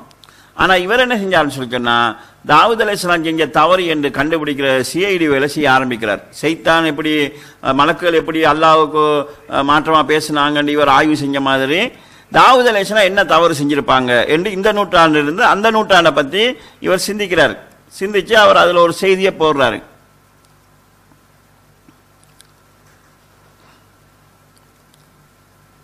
இது நீங்க அதாவது மஞ்சளாக்கப்பட்டிருக்கக்கூடிய அந்த பகுதியில் நீங்க பார்க்கிறது. தாவூத் நபி அவர்கள் மன்னராக இருந்ததால் அரண்மனையை விரிவுபடுத்துவதற்காக சாதாரண மக்களின் நிலத்தை கையகப்படுத்தியது போன்ற ஒரு தவறை செய்திருக்க கூடும். இது போன்ற ஒரு நிகழ்ச்சியை நடத்தி காட்டி இறைவன் அவரை திருத்திருக்க கூடும். மார்க்கத்தில் ஆதாரத்தோடு தான் பேசணும், யூகத்தின் அடிப்படையில் பேசக்கூடாது என்று சொல்லி பிரச்சாரம் செய்கிறவர், மார்க்கத்தில் யூகத்தின் அடிப்படையில் பிரச்சாரம் செய்யக்கூடாது என்று சொல்கிறவர், தாவூத் அலைஹிஸ்ஸலாம் அதாவது மன்னராக இருந்ததால் அரண்மனையை விரிவுபடுத்துவதற்காக சாதாரண மக்களின் நிலத்தை கையகப்படுத்தியது போன்ற ஒரு தவறை செய்திருக்க கூடும். இது போன்ற ஒரு நிகழ்ச்சியை நடத்தி காட்டி இறைவன் அவரை திருத்தி இருக்க கூடும். இப்ப இந்த செய்தியால ஒரு நலவு இருக்குது. என்னது? ஒரு பெரிய தவறு தாவூத் அலைஹிஸ்ஸலாம் செய்யல, ஒரு சாதாரண ஒரு தவறு செஞ்சாங்கன்னு காட்ட முயற்சி செய்திருக்கிறார் என்கிற ஒரு செய்தியை சொல்லலாம். ஆனால் இப்ப இந்த செய்தியையும் சொல்லி தாவூத் அலைஹிஸ்ஸலாம் சம்பந்தமாக ஏற்கனவே சொல்லப்பட்ட இஸ்ராயலியத்தான கதையும் சொன்னா எதை மக்கள் நம்புவாங்கன்னு சொன்னா இவர் சொன்ன இந்த பொய்யை நம்புறதுக்கு ஒரு கூட்டத்தை உருவாக்கிட்டார். அந்த செய்தியை சொல்கிற போது இல்லை இப்படி நடந்திருக்க வாய்ப்பு இல்லைன்னு சொல்லி பாமர மனுஷனும் நிராகரிச்சுட்டு போயிடுவான். அப்ப இதெல்லாம் இவர் செஞ்சதுனால என்ன நடந்திருக்குன்னு சொல்லி சொன்னா, ஒரு நபி அந்நியனுடைய சொத்தை அபகரித்தாரு என்கிற ஒரு தகவலை சொல்லியிருக்கிறார். ஆனா தாவூத் அலைஹிஸ்ஸலாத்துக்கு சில விசேஷங்களை நபி ஸல்லல்லாஹு அலைஹி வஸல்லம் சொல்லியிருக்கிறாங்க. தாவூத் அலைஹிஸ்ஸலாம் எப்படிப்பட்டவன்டா, அவர் மன்னராக இருந்தாலும் சொந்த உழைப்புல தான் சாப்பிடுவார். நபி ஸல்லல்லாஹு அலைஹி வஸல்லம் சொல்றாங்க, மனிதன் சாப்பிடக்கூடிய சாப்பாட்டிலேயே சொந்த உழைப்புல சாப்பிடக்கூடிய சாப்பாடு தான் சிறந்தது. தாவூத் அலைஹிஸ்ஸலாம் அவங்க சொந்த உழைப்பினூடாக உண்ணக்கூடியவங்களா இருந்தாங்க. தாவூத் அலைஹிஸ்ஸலாத்துல இன்னொரு சிறப்பு ரசூல் ஸல்லல்லாஹு என்ன சொல்றாங்கன்னா, தாவூத் அலைஹிஸ்ஸலாம் அவங்க ஒரு நாள் நோன்பு இருப்பாங்க, மறுநாள் சாப்பிடுவாங்க. மாசத்துல 15 நாள் நோன்பு இருக்கிறவங்க, சொந்த உழைப்புல வாழ்க்கை நடத்துறவங்க. மன்னராக இருந்தாலும் அவங்க கஜானாவில் வந்து தனக்கென பொருள் எடுக்காதவங்க என்றெல்லாம் அல்லாஹ் நபி அவங்க சிறப்பிச்சிருக்க. இவர் என்ன சொல்றாருன்னா, அவர் அரமனையை பெருசாக்குறதுக்கு அடுத்தவட காணியை பிடிச்சிருப்பாரு என்று சொல்கிறார். அதாவது தேவை, அதாவது நம்ம தனிப்பட்ட விமர்சனங்களுக்காக இல்லை, மக்கள் மனநிலை எப்படி மாறுதுங்கிறத சொல்றதுக்காக சொல்றேன். ஒரு குறிப்பிட்ட காலகட்டத்தில் இப்போ உணர்வு என்கிற பத்திரிகை இப்போது பிஜே அவங்களுடைய வசம், டிஎன்டிஜே வசம் இருக்குது. ஏற்கனவே இது தமுமுகவுடைய ஒரு பகுதியால் வெளியிடப்பட்டு வந்தது. ஒரு பிரச்சனை வந்து உணர்வு என்கிற தமுமுகவுக்கு சொந்தமானதை பிஜேக்கள் அபகரிச்சிட்டாங்க என்கிற பிரச்சனை வந்துச்சு. இதில் நம்ம தலையிட வேண்டிய அவசியம் கிடையாது. ஆனால் அப்படி சொல்லும்போது கடுமையாக அந்த அமைப்பை சேர்ந்தவங்க நிராகரித்தாங்க. அவங்க செஞ்சிருக்க மாட்டாங்க, செய்ய மாட்டாங்க, ஆதாரம் இருக்குதா அப்படியெல்லாம் நிராகரித்தாங்க.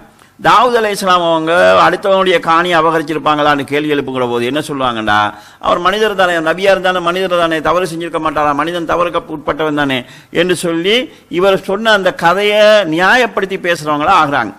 பிஜேயை பற்றி ஒரு வதந்தி அவதூறு என்று சொல்ல, காசி விஷயத்தில் அவர் மீது அவதூறுகள் சொல்லப்படுது, அது உண்மை பொய்ய நமக்கு சம்பந்தம் கிடையாது, அதை பற்றி நான் பேசவும் இல்லை.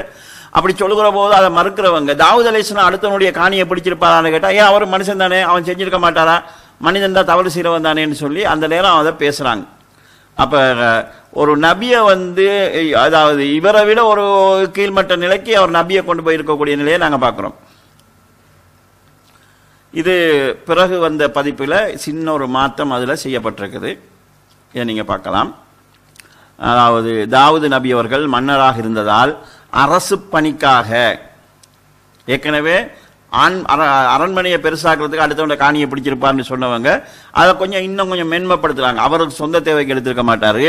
தாவூத் நபி அவர்கள் மன்னராக இருந்ததால் அரசு பணிக்காக சாதாரண மக்களின் நிலத்தை முறைப்படி கையகப்படுத்துதல் அல்லது தமது படையில் அதிகமான போர்க்குதிரைகள் இருந்தும் ஒரு குடிமகன் வைத்திருக்கும் ஒரே ஒரு குதிரையை படைக்காக முறைப்படி எடுத்துக்கொள்ளுதல், பெரும் நிலப்பரப்புக்கு ஆட்சியாளராக இருந்து கொண்டு ஒரு குறுநில மன்னனின் நாட்டை கைப்பற்றுதல் போன்ற செயல்களில் ஏதேனும் ஒன்றாக இருக்க முடியுமே தவிர இன்னொருவரின் மனைவியை தனதாக்கிக் கொள்கிற இழி செயலாக அந்த தவறு ஒருபோதும் இருக்க முடியாது. தவறுன்னு சொல்றாரு. அதே நேரம் அடுத்தவனுடைய காணியை அரண்மனை, அதாவது அரச தேவைக்காக முறைப்படி கையகப்படுத்தியிருக்கலாம். அல்லது நிறைய போர்க்குதிரைகள் இருக்கும்போது கூட தன்னுடைய போர்ப்படைக்கு தேவைக்காக ஒரு குதிரையை வச்சிருக்கிறவன்ட்ட ஒரு குதிரையை அபகரித்திருக்கலாம், முறைப்படி எடுத்திருக்கலாம்னு சொல்ல. முறைப்படி எடுத்தால் தவறாகுமா? முறைப்படி எடுத்தா தவறாகாது. அதுக்கு அவர் தௌபா செய்ய வேண்டிய அவசியம் கிடையாது. இப்போ என்ன செய்யறாருன்னு சொன்னா, ஏற்கனவே நான் எழுதுனது தவறு என்கிறது அவருக்கு விளங்கினாலும் அந்த தவறை முழுசா இல்லாமக்கிறதுக்கு அவருக்கு மனசு இல்லை. ஏன்னா இது இவரா விட்ட தவறு. எல்லாரும் தௌஹீத் அமைப்பில் இருக்கக்கூடிய ஏனைய உலமாக்கள்லாம் சேர்ந்து செஞ்ச தவறு கிடையாது, இவர் விட்ட தவறு. இவர் விட்ட தவறுன்னு சொன்னா அதை தவறுன்னு சொல்லாமலேயே எங்கெங்கேயாவது மூடி மறைச்சிட்டு போற ஒரு வேலை தான் செய்வாரே தவிர அதை பப்ளிக்காக அதை ஒத்துக்கொள்றதுக்கான மனநிலை இல்லை. அந்த அது ஒரு மனிதனுடைய ஆணவ போக்கினுடைய அடையாளமாக நபி ஸல்லல்லாஹு அலைஹி வஸல்லம் சொல்லி தராங்க. இங்க என்ன செய்யறான்னா, ஏற்கனவே சொன்னதை அப்படியே கொஞ்சம் சொஃப்டாக்கி அரண்மனையை அந்த பெரிய அளவு அரண்மனையிலே அவர் வாழ்ந்தார்ன்ற கேள்வி வந்துடலாம். அரண்மனைன்னு சொல்லாம அரசு பணிக்காக அபகரிச்சதுன்னு சொல்லாம அதை, அதாவது முறைப்படி கையகப்படுத்தியிருக்கலாம்னு சொல்லி முறைப்படின்னு 2 தரம் போட்டிருக்காரு. முறைப்படி கையகப்படுத்தினாலும் அது பிழை கிடையாது. அப்ப பிழை இல்லைன்னா அவர் எதுக்காக தௌபா செய்யறங்கிற பிரச்சனை வருகிறது. இப்படி பல குளறுபடிகளை இவருடைய இந்த நிலைப்பாட்டை நாங்கள் பார்க்கிறோம். அடுத்தது கண்ணியத்துக்குரிய மாணவிகளே, அதே போன்று இந்த நிகழ்ச்சி இணையத்தினூடாக பார்த்து கொண்டிருக்கிறவங்களே, ஹதீஸ்கள் விஷயத்திலையும் இவர் இதே போன்று நம்பகம் இல்லாத மோசடி செய்கிற போக்கு, தில்லுமுள்ளு செய்கிற போக்கை நாங்கள் பார்த்து வருகிறோம்.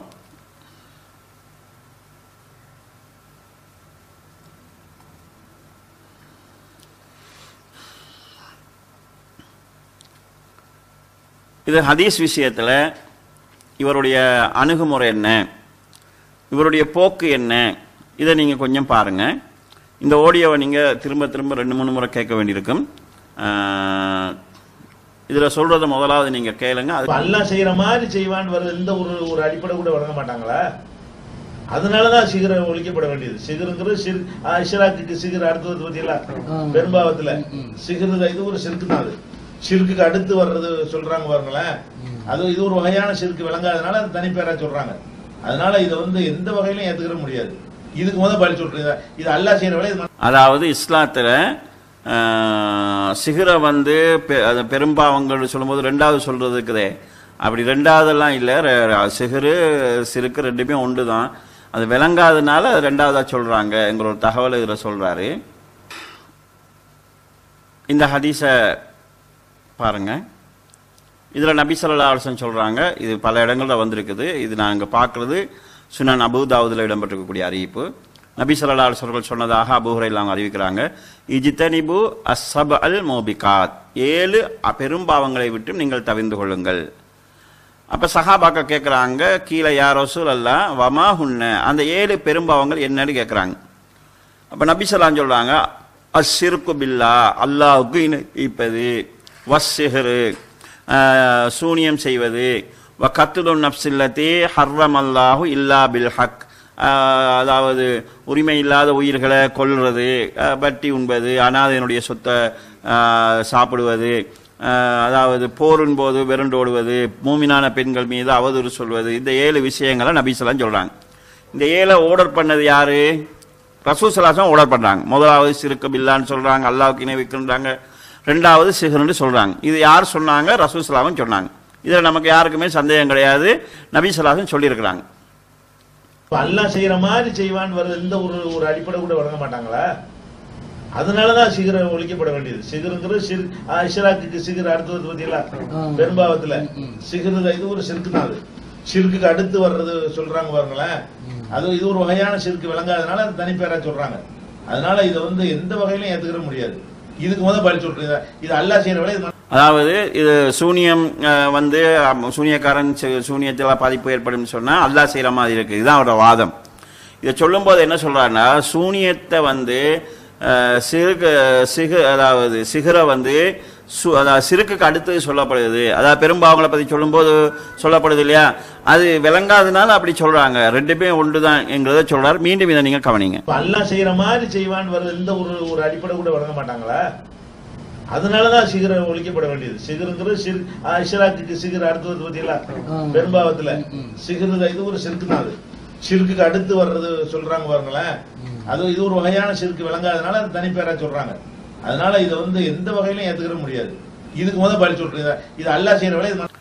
விளங்காதத்தினால தனிப்பேராக சொல்கிறார்கள் என்று சொன்னா யார் அதை தனியா சொன்னாங்க? சஹாபாக்கள் சொன்னாங்களா அல்லது நாங்க சொல்றோமா?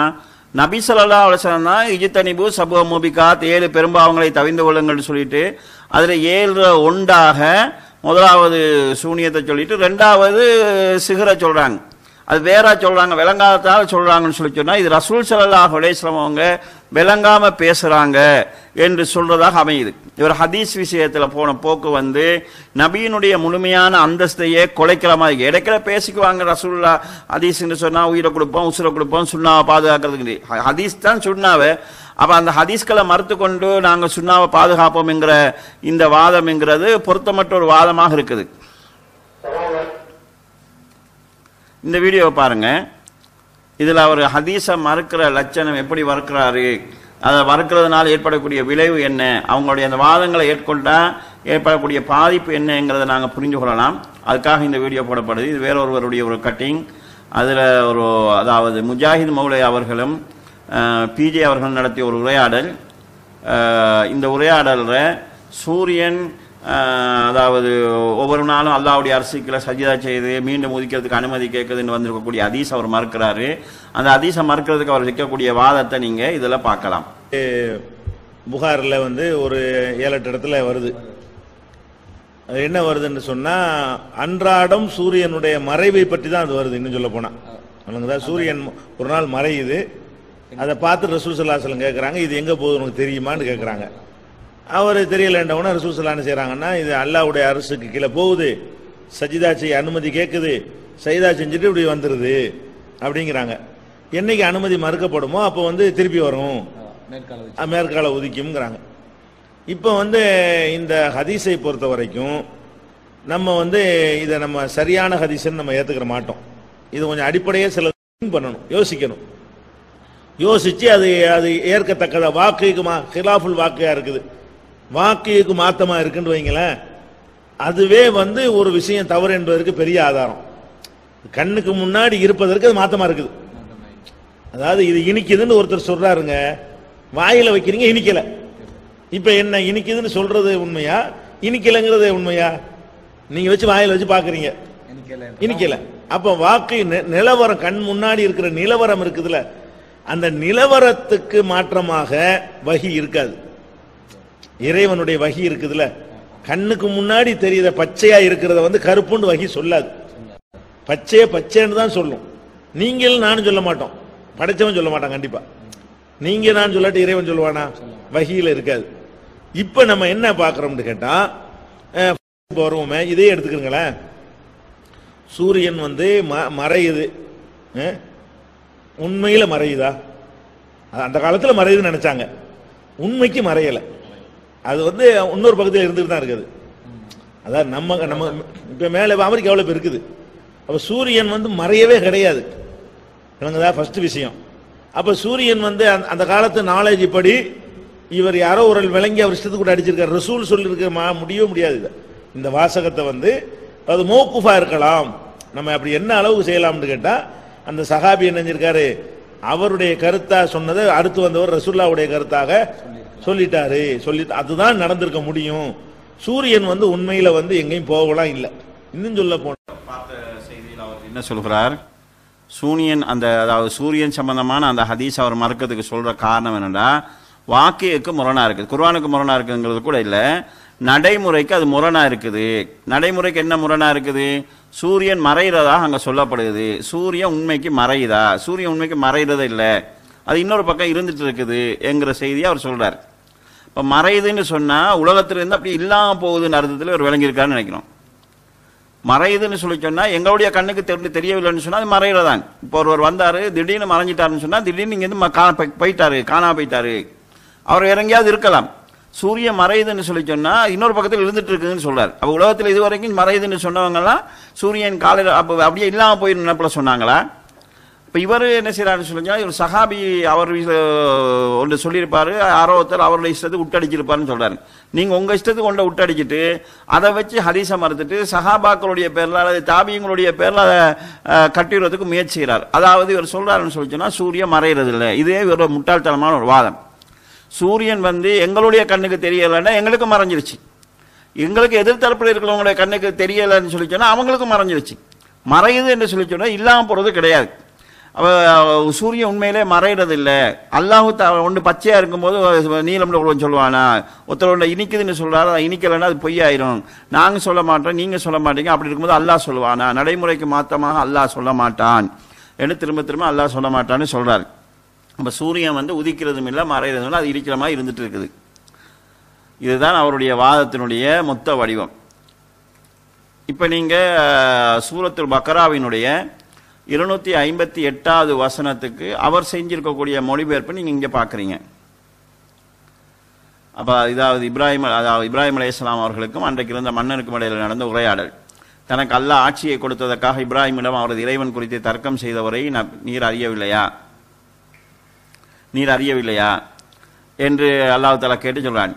அப்ப அல்லாஹ்வை பத்தி கேட்கும்போது இப்ராஹிம் அலைஹிஸ்ஸலாம் சொல்றாங்க, இறைவன் உயிர் கொடுப்பவன் மரணிக்க செய்பவன் என்று இப்ராஹிம் கூறிய போது, நானும் உயிர் கொடுப்பேன் மரணிக்க செய்வேன் என்று அவன் கூறினான். அல்லாஹ் கிழக்கில் சூரியனை உதிக்கச் செய்கிறான், எனவே நீ மேற்கில் அதை உதிக்கச் செய் என்று இப்ராஹிம் கேட்டார். கேட்கும்போது அந்த உடனே அந்த ஏக இறைவனை மறுத்து அவன் வாயடைத்து போனான். அணி நிலைத்த கூட்டத்திற்கு அல்லாஹ் நேர் வழி காட்ட மாட்டான் என்று அதை மொழிபெயர்த்திருக்கிறார். அப்ப இப்ராஹிம் அலைஹிஸ்ஸலாம் சொன்னாங்களா, அல்லாஹ் சூரியனை கிழக்கில் உதிக்க செய்கிறான், நீ அதை மேற்கில் உதிக்க செய் பார்க்கலாம்னு கேட்டாங்கன்னு மொழிபெயர்த்துக்கிறார். சூரியன் உதிக்கவும் மாடிச்சு மறையவும் மாடிச்சு இருக்கிற மாதிரி இருந்துட்டு இருக்குன்னு அதான் இதுதான் வாக்கி, இதுதான் நிலவரம், இதுதான் யதார்த்தமானது, இதற்கு முரணாக அல்லாவும் பேச மாட்டான், ரசூலும் பேச மாட்டான், அப்படி பேசினா அதை நாங்கள் ஏற்றுக்க மாட்டோம்னு சொன்னீங்களே, அப்போ நீங்கள் இப்படி மொழிபெயர்த்திருக்கிறீங்களா? அப்போ இந்த குர்ஆன் வசனத்தை நீங்கள் என்ன செய்ய போறீங்க? இதை நீங்கள் நிராகரிக்கிறது தானா? அப்போ அங்கே வச்சு அந்த வாதத்தை எடுத்து பார்த்தா இந்த குர்ஆன் வசனத்தை அவங்க நிராகரிக்கணும். இந்த குர்ஆன் வசனத்தையும் ரப்புல் மஸ்ரிகைனி வல் மக்ரிபைன், அதாவது கிழக்கு மேற்கு என்கிற மாதிரி வரக்கூடிய அந்த வசனங்களை எல்லாம் நிராகரிக்க வேண்டிய நிர்பந்தம் ஏற்படும். அப்போ பிஜே அவராக அவருடைய மூளையில் பட்ட ஒரு செய்தியை வச்சு உட்டடிச்சதை வச்சு பார்த்தா குர்ஆனை நிராகரிக்க வேண்டிய நிலை நிர்பந்த நிலை ஏற்படுது. இந்த அடிப்படையை நாங்கள் புரிந்து கொள்ள வேண்டும். அப்போ மார்க்க விஷயத்தில், ஹதீஸ்கள் விஷயத்தில் இவரை நாங்கள் நம்பி முன்னால் போக முடியாது என்கிற அளவுக்கு அவர் ஒரு குழப்பமான ஒரு நிலையில் இருக்கிறாரு என்பதை நாங்கள் இதனூடாக புரிந்து கொள்ளலாம். அடுத்தது சஹாபாக்கள் விஷயத்தில் இவர்கிட்ட ஏற்பட்ட தடம்புரல்கள் ஏராளம். சஹாபாக்களை நாங்கள் கண்ணியப்படுத்துகிறோன்னு சொல்லுவார், அவங்கள நம்ம கேவலப்படுத்த மாட்டோம்னு சொல்லுவார். ஆனால் அவருடைய பேசக்கூடிய பேச்சு அமைப்புகள் அந்த சஹாபாக்களை அதை கிண்டல் பண்ணுற மாதிரி கேலி பண்ணுற மாதிரி அமைந்திருப்பதை நாங்கள் பார்க்குறோம். அலிகள் அவங்க சம்பந்தமாக ஒரு சம்பவம் வருகிறது. அது பலகீனமான ஒரு செய்தி தான். அதாவது குர்ஆன்ல அல்லாஹ் தஆலா ஃபஸல்லி ரப்பிக வன்ஹர், உம் இறைவனுக்காக தொழுது அறுத்து பலியிடுவீராக என்று அல்லாஹ் தஆலா சொல்கிறான். இது ஹஜ்ஜி பெருநாள் சம்பந்தமாக பற்றி சொல்லப்படக்கூடிய செய்தி. வன்ஹர் என்கிறதுக்கு சிலர் அதாவது நெஞ்சில தக்பீர் கட்டுறதுக்கு அது ஆதாரமாக சொல்லுவாங்க. நாமும் அந்த அந்த விஷயத்தில் நம்ம உடன்பாடு கிடையாது. அலிகள் அவங்க தொடர்புல அப்படி ஒரு செய்தி என்று சொல்லப்படுது. அந்த செய்தி உறுதியான செய்தியும் கிடையாது. அந்த செய்தியை மறுக்கிறதா இருந்தால் அது பலகீனமானதுன்னு சொல்லி சொல்லலாம், இந்த கருத்து பிழையானதுன்னு சொல்லலாம். இது அவர் மக்களுக்கு விளங்கப்படுத்துகிற அந்த பாணி எப்படி இருக்குது, இது சஹாபாக்களை எப்படி மக்களுக்கு அடையாளப்படுத்துகிறாருங்கிறத புரிஞ்சு கொள்றதுக்காக இந்த வீடியோ நீங்கள் ஒருக்க பார்க்கலாம்.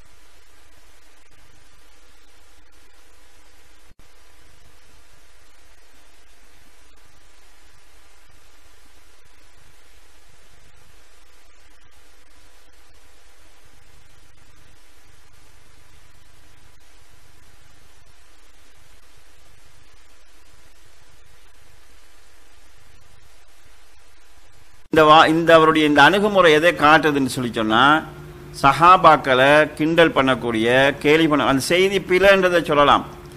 அறிவின் தலைவாயில் நீங்க சொல்றது அவங்களுக்கு அறிவு இல்லைங்கிறத சொல்றதுக்காக பயன்படுத்துகிற மாதிரியான இந்த வாசகத்தை அவர் பயன்படுத்திருக்கக்கூடிய முறையை நாங்கள் பார்க்குறோம். இதே போல ஏராளமான விமர்சனங்கள் இதில் நம்ம சொல்லலாம். இதில் ஏதாவது ஒரு செய்தியை பாருங்க.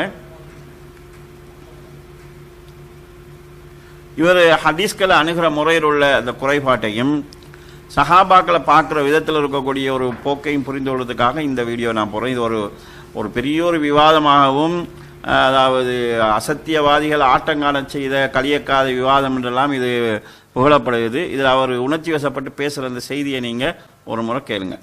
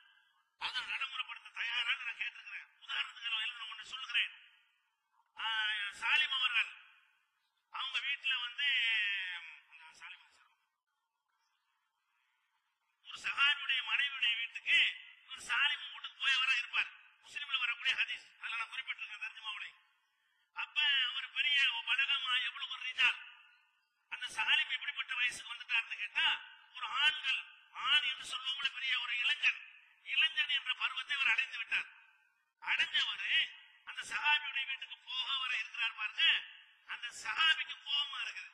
நம்ம பொண்டாட்டி இருக்கிற வீட்டுல இவர் தனியா வந்துட்டு போறாரு. இவர் சாலிம் இவர் எப்படி நம்ம மனைவி இருக்கிற வீட்டுக்குள்ள தனியா நுழையலாம் அப்படின்னு ஒரு கோவம் வருகிறது. கோவம் வந்தோட மனைவி உணர்றாங்க. மனைவி ரசூலுல்லாஹ்ட்ட வந்து முறையிடுறாங்க. எப்படி முறையிடுறாங்க? அல்லாஹ்வுடைய தூதரே, சாலிம் என் வீட்டுக்கு வரப்போ இருக்கிறாரு, ஆனா அவர் வர்றது என் கணவருக்கு பிடிக்கல, ஆனா என்ன செய்யலாம்னு கேட்கிறாங்க. அப்ப ரசூலுல்லாஹ் சொன்னாங்களா, அந்த ஹதீஸ்ல வருது, ரசூலுல்லாஹ் சொன்னாங்களா, என்ன சொன்னாங்களா, நீ வந்து சாலிமுக்கு பால் கொடுத்துரு, தாய் மாதிரி ஆயிடுவேன் அப்படின்னாங்களாம். யாருக்கு பால் கொடுக்கணும்? 20 வயசு வாலிபருக்கு, 25 வயசு வாலிபருக்கா? ஒரு பெண்ணு தாயா எப்ப ஆவாங்க?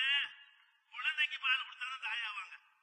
20 வயசு 25 வயசு இளைஞரா இருக்கிறாரு, கிட்ட வர்றதே அவருக்கு பிடிக்கல, மார்பகத்துல பால் குடிக்க வச்சு அதை விட பிடிக்குமா அவருக்கு? இதை ரசூல் ஸல்லல்லாஹு அலைஹி வஸல்லம் சொல்லியிருக்க மாட்டார்கள். பால் குடியுடைய வயசை சொன்னார்கள். 2 வயசுக்குள்ள இருந்தால் தான் பால் குடி என்று சொன்னார்கள். அதுக்கு மேல குடித்தால் பால் குடி சட்டம் வராது, தாய் மகன் உறவு ஏற்படாதுன்னு சொன்னார்கள். அப்புறம் இஸ்லாமிய அடிப்படை அல்லாஹ் சொல்றான், வஹம்லுஹு ஃபிஸாலுஹு ஃபி ஆமைனி ஸலாஸுன ஷஹரா, பால் குடித்தலும் கருவறையில் சுமந்தது 30 மாதங்கள் என்று அல்லாஹ் சொல்கிறான். வல் வாலிதாத்து யுர்லிஉன அவுலாதஹுன்ன ஹவ்லைனி காமிலைனி, தாய்மார்கள் தங்கள் பிள்ளைகளுக்கு 2 வருஷம் முழுமையாக பாலூட்டுவார்கள் என்று அல்லாஹ் சொல்கிறான். 2 வருஷம் தான் பாலூட்டுற சட்டமே தவிர 25 வயசு வாலிபருக்கு ஒரு பொம்பளை பாலை கொடுத்து விட்டு என் புள்ளன்னு சொன்னா இதை ரசூலுல்லாஹ் சொல்லியிருப்பாங்கன்னு சொல்லி நாங்க கேட்டோம்.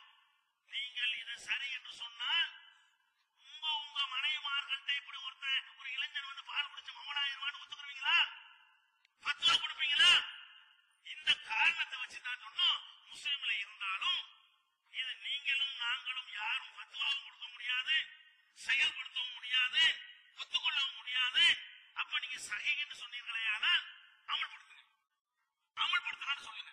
ஒரு இளைஞன் ஒரு பெண்ணை தனியாக சந்திக்க நினைத்தால் அவன் மார்பகத்துல பாலை குடிச்சு விட்டு அப்புறம் போய் வந்துகிட்டு இருக்கலாம், ஃபத்வா கொடுத்துருங்க. கொடுக்கலன்னா நீங்க ஏத்துக்கலாம் அர்த்தம்.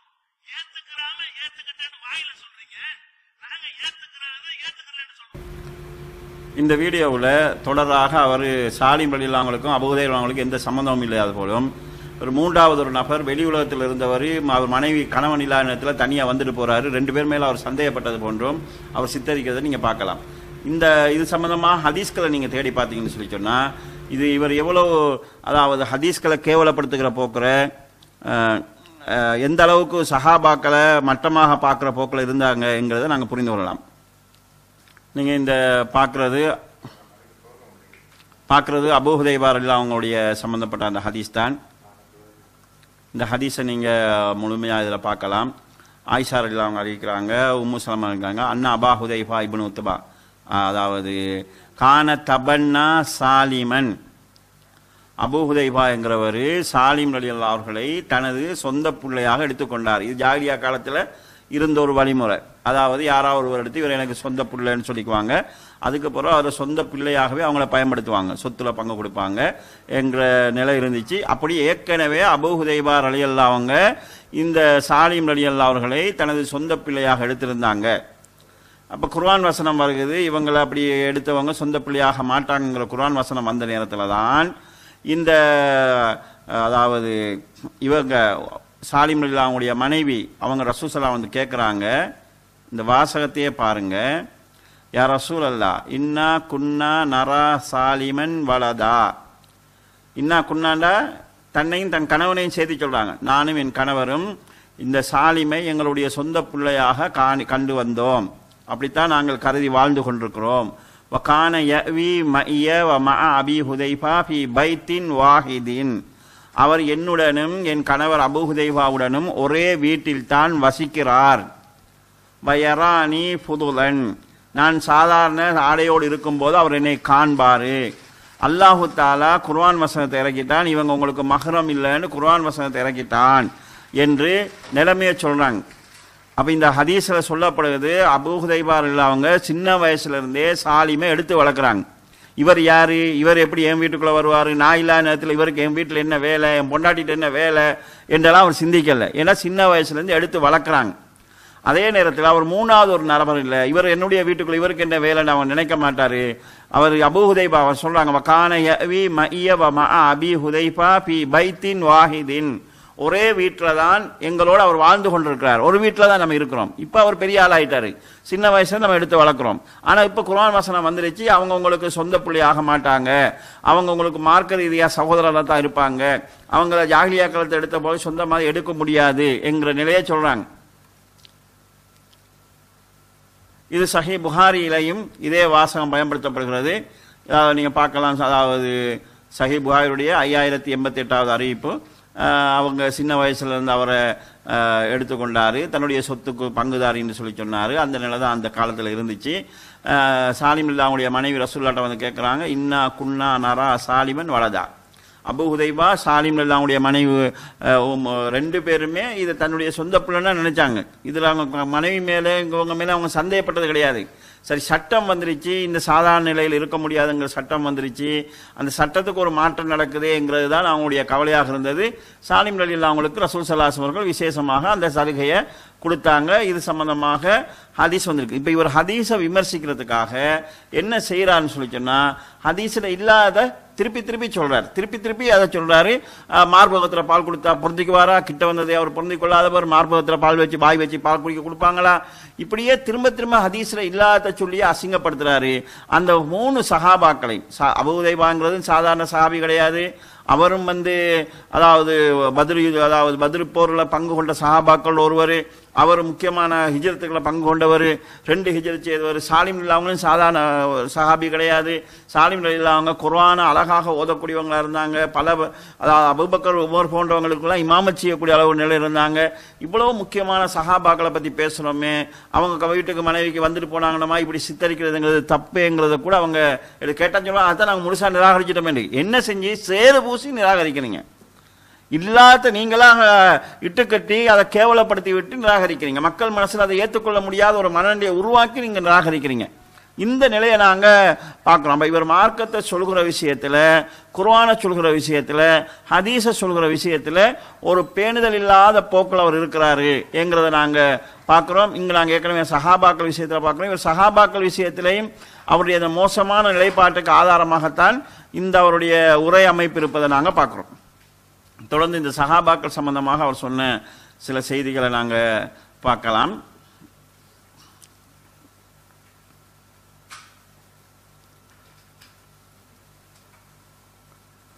ஒரு நீண்ட வீடியோ, முழுசாக நம்ம போட வேண்டியதில்லை, ஒரு அந்த பகுதியை பற்றி போடுறேன். அதாவது ஒரு கேள்வி கேட்கப்படுது, உமர் ரலியல்லாஹு அவங்க தராவி 23 தொழுதாங்க, இது தவறான கேள்வி.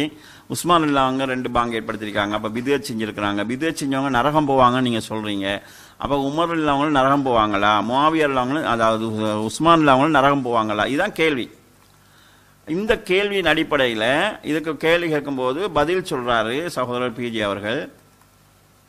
விதேத் சம்பந்தமா பேசினாங்க. விதேத் அப்படிங்கிற நபி ஸல்லல்லாஹு அலைஹி வஸல்லம் அவருடைய காலத்தில் இல்லாத ஒன்று பண்ணுறது பேர் விதேத்தலாம். விதேத் எல்லாம் வழிகளெல்லாம் நரகம் செய்யணும் என்பதாக சொல்லப்படுது. இப்போ இப்படி இருக்குன்னு சொன்னால், நபி ஸல்லல்லாஹு அலைஹி வஸல்லம் காலத்தில் இல்லாத ஒரு நிகழ்ச்சி தராவீஹ் வரைக்கும் சொல்லுவது, அதே போல் ஜும்மாவுடைய 2வது பாங்கு சொல்லுவது, இதெல்லாம் உஸ்மான் ரலியல்லாஹு தஆலா 2வது பாங்கு ஏற்படுத்தினாங்க, உமர் ரலியல்லாஹு தஆலா தராவீஹ் ஏற்படுத்தினாங்க. இப்ப இவங்க செஞ்சது பிதஅத் என்று சொன்னால் இது வழிகளில் இவர்களுடைய நிலை என்ன என்பது ஒரு கேள்வி. இப்ப பிதஅத் கூடாதுங்கிறீங்க. அப்போ உஸ்மான் ரலியல்லாஹு அன்ஹு தான் என்ன செஞ்சாங்க, ஜும்மாவுக்கு 2 பாங்க உண்டாக்குனாங்க. ஜும்மாவுக்கு ஒரு பாங்கு தான் ஹதீஸ்ல இருக்கு.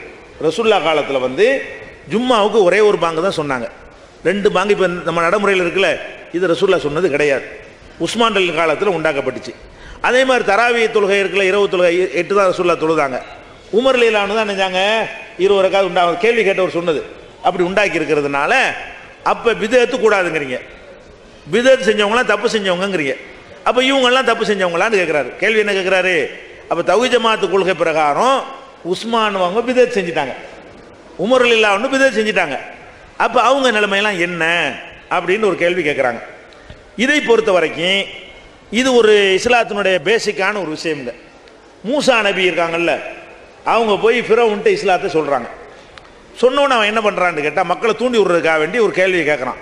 என்ன கேள்வி கேட்குறான், நீ இப்போ தான் சொல்கிற, இதுக்கு முந்தி யாரும் எங்களுக்கு சொல்லலை, எங்கள் அப்பா மாட்டெல்லாம் எதில் இருந்துட்டு போயிட்டாங்க, பழைய கொள்கையில் இருந்துட்டு போயிட்டாங்க. அப்போ என்ன ஃபிரௌன் கேட்குறான், ஃபமா பாலுல் குருனில் ஊலா, இதுக்கு முந்தி போனாங்களே அவங்க கதிலாம் என்ன அப்படின்னு கேட்குறான். எதுக்கு கேட்குறான்? மூசா நபி வந்து நரகவாசின்னு சொல்லுவாங்க, சொன்ன மக்களுக்கு கோவம் வரும். உங்க அப்பா பாட்டு நரகவாசின்னு கோவம் வரும்லங்க. மூசா நபிட்ட எந்த பதில வாங்குறவன் சொல்றான், நீங்க இன்னைக்கு வந்து தௌஹீத் நம்ம மார்க்கத்தை சொல்றீங்க, இதுக்கு முந்தி செத்து போனாங்களே அவங்களுக்கு மூசா வரலையே, அவங்க கதிலாம் என்ன அப்படின்னு மூசா நபிட்ட கேட்குறான். எதுக்காக வேண்டி கேட்குறான்? மூசா நபி என்ன பதில் சொல்லுவாரு? அவங்களும் நரகவாசி தான் அப்படின்னு சொல்லுவாரு. அவ மக்கள்லாம் கொந்தரிச்சு போய் மூசாவை எதிர்க்க ஆரம்பிச்சிருவாங்க, அடிக்க ஆரம்பிச்சிருவாங்க அவன் கணக்கு. மூசா நபி என்ன பண்ணாங்க தெரியுமா? அந்த கேள்வியை கேட்டவுடனே இல்முஹா இந்த ரப்பி ஃபீ கிதாப், அது பற்றிய ஞானம் என் இறைவனுடைய பதிவேட்டில் இருக்கிறது. லா யலில்லு ரப்பி வலா யன்சா, என் இறைவன் வந்து எதை மறக்கவும் மாட்டான், அது தவறுதலாகவும் நடத்தி விட மாட்டான், கரெக்டாக பிடிக்க வேண்டியதில் பிடிச்சிருவான். அவங்க எது என்னன்னு கேட்டா அது என் இறைவனுக்கு தெரியும். அவன் சொர்க்கவாசியா இவன் சொர்க்கவாசியான்னு ஏன் டேப்பா கேட்குற? மூசா நபி என்ன பதில் சொன்னாங்க? அவன் நரகவாசின்னு அழகா சொல்லலாம். ஏன்? அவன் கல் மண்ணை வணங்கி தான் இறந்து போயிருக்கிறான். ஃபிரௌனுடைய மூசா நபியுடைய முன்னோர்கள். அவங்கள பத்தி கேள்வி கேட்கும்போது என்ன சொல்ல முடியும்? நரகவாசின்னு சொல்லிட முடியும். ஆனா மூசா நபி அதை சொல்ல மாட்டேன்ட்டாங்க. என்ன சொன்னாங்க? அதெல்லாம் சொல்லுவோம், அது அல்லாஹ் பார்த்துக்கிறோம், இது ஷிர்க் வைக்க கூடாது, அவ்வளவுதான் நாங்க சொல்லுவோம். அவன் வச்சானா என்ன, அது அல்லாஹ்வுடைய விஷயம், இந்த செயலை செய்யக்கூடாது, இப்படித்தான் நாங்க சொல்லுவோம்ட்டாங்க. நபிமார்களுடைய வரலாறு நமக்கு படிப்பின இருக்கா இல்லையா? உஸ்மான் ரலியல்லாஹு செஞ்சாங்க, அவங்க கதி என்ன? என் இறைவனுடைய பதிவேட்டில் இருக்கிறது. அதே நான் ஏன் சொல்லணும்? அதை உஸ்மான் ரலியல்லாஹு அந்த செயல் செய்யலாமா? நம்ம என்னத்தான் முடிவு செய்யணும்? அதை செஞ்சவர் என்ன? அல்லாஹ் நினைச்சா மன்னிப்பான். அல்லாஹ் நினைச்சா அந்த அவர் அசத்துல் பஷராவில் இருக்கிறாரு, அவருடைய தியாகம் வந்து இந்த பிதத்தை மன்னிக்கத்தக்கது ஆக்கு. நீங்க மன்னிக்கத்தக்க பெரிய தியாகம் பண்ணி வச்சிருக்கீங்களா? நீங்களும் செஞ்சு விட்டு உஸ்மானை மன்னிக்கிற அளவுக்கு அவர்கிட்ட நல்ல அமல்கள் கூடுதலாக இருந்துச்சு, நீங்க செஞ்சா உங்களை மன்னிக்கிற அளவுக்கு கூடுதலாக இருக்குமா? அது நமக்கு ஏதாவது கேரண்டி ஏதாவது இருக்குதா? அப்போ உஸ்மான் ரலியல்லாஹு அன்ஹு அவர்கள் செஞ்ச அந்த காரியம், அந்த ரெண்டு பாங்க உண்டாக்கி இருப்ப, அந்த ரெண்டு பாங்க உண்டாக்கல, அதுவே தவறான ஒரு விஷயம். பஜாரில் போய் அறிவிக்கை செஞ்சாருன்னு தான் இருக்கிறது, அதை பாங்கன்னு விளங்கிட்டாங்க. ஒரு பேச்சுக்கு ரெண்டு பாங்க அவர் உண்டாக்கி இருந்தாரையானால் அந்த செயல் தவறு, நம்ம செய்யக்கூடாது, அவ்வளவுதான். அவர் என்ன, அது அல்லாஹ் எடுக்கிறது, நான் என்ன செய்யறது? அல்லாஹ் நினைச்சா மன்னிப்பான், அவரை அல்லாஹ் நினைச்சா தண்டிக்கவும் செய்வான், நமக்கு தேவையில்லை விஷயம். அது சம்பந்த மூசா நபி சொன்ன பதிலை தான் நாங்கள் இதுக்கு சொல்லுவோம். இல்முஹா இந்த ரப்பி ஃபீ கிதாப், இது பற்றி இல்மு அல்லாஹ் இடத்தில் இருக்கிறது. முடிச்சு. உமர் ரலியல்லாஹு 20 ரக்காத் உண்டாக்கல, 20 ரக்காத் உமர்லாம் உண்டாக்கல, ஆதாரமற்ற செய்தி. உமர் ரலியல்லாஹு அன்ஹு அவர்கள் 11 ரக்காத் தொழுவதற்கு தான் ஒரு இமாமை நியமித்தார். உபய் இப்னு கஅபையும் தமீமுத் தாரி அவர்களையும் நியமித்து ஐயகுமால் இன்னாசி பி இஹ்தா அஷர் ரக்கா, 11 ரக்காத் தொழுவைக்குமாறு தான் கட்டளையிட்டார். அவர் காலத்தில் மக்கள் 20 ரக்காத் தொழுதார்கள் சில அறிவிப்பு இருக்கு. காலத்தில் அவருக்கு சம்பந்தம் இல்லை, ஒரு பேச்சுக்கு வச்சுக்கிறோமே. 8 ரக்காத் ரசூலுல்லாஹ் தொழுகிறாங்க, உமர் எல்லாம் 20 ரக்காத் ஆக்கிட்டாங்க. இதுல இருந்து நீங்க பெற வேண்டிய பாடம் என்ன தெரியுமா? இது உமர் சொன்னதை நம்ம எடுத்துக்கொள்வதா, ரசூலுல்லாஹ் சொன்னதை எடுத்துக்கொள்வதா, அது மட்டும்தான் பார்க்கணும். உமர் எங்க போவாரு, நீங்க அதெல்லாம் பேசக்கூடாது. உமர் எல்லாம் செஞ்சார்ல, அதுக்கு என்ன கிடைக்கும்? அதெல்லாம் அவன் செய்யற வேலை, அவன் செய்யற வேலை நான் ஏன் சொல்லணும்? அவர் செய்த தியாகத்துக்கு முன்னாடி இந்த 8 ரக்காத் 20 அவர் ஆக்கினார்னு வைங்க, அது அல்லாஹ் மன்னிக்கலாம், மன்னிக்கிற அளவுக்கு அவருடைய தியாகங்கள் கூடி போயிருக்கலாம். அவருடைய நன்மைக்கு முன்னாடி இதெல்லாம் சின்ன விஷயமா கூட போயிடலாம். நீங்க எதை பின்பற்றனே? அல்லாஹ்வுடைய ரசூல் ஒன்றை செஞ்சிருக்கிறாங்க, உமர் ஒன்றை செஞ்சிருக்கிறாங்க, உங்களுக்கு யார் இப்ப பெருசு, ரசூலா உமரா? அல்லாஹ்வுடைய ரசூல் ஒன்று செஞ்சாங்க, உஸ்மான் ஒன்று செஞ்சாங்க, ரசூலா உஸ்மானா? இதுதான் நம்ம கேள்வி. அவர் செஞ்சார், எங்க போவார்னா இந்த கேள்வி கேட்கக்கூடாது. இந்த கேள்வி கேட்டால் இதுக்கு மூசா நபி சொன்ன பதிலை தான் சொல்லுவோம். நேரடியாக நம்ம அது தெரியவும் செய்யாது. அல்லாஹ் என்ன செய்வான் எனக்கு என்ன தெரியும்? அல்லாஹ் வந்து உஸ்மான் ரலியல்லாஹு என்ன செய்வான்னு எனக்கு ஏதாவது சொல்ல முடியுமா? என்னென்ன கேள்வி கேட்பான்னு நமக்கு தெரியுமா? யாரை நாடியவரை மன்னிப்பாங்கிறான், நாடியவரை தண்டிப்பாங்கிறான். யாரை நாடினா நமக்கு என்ன தெரியும்?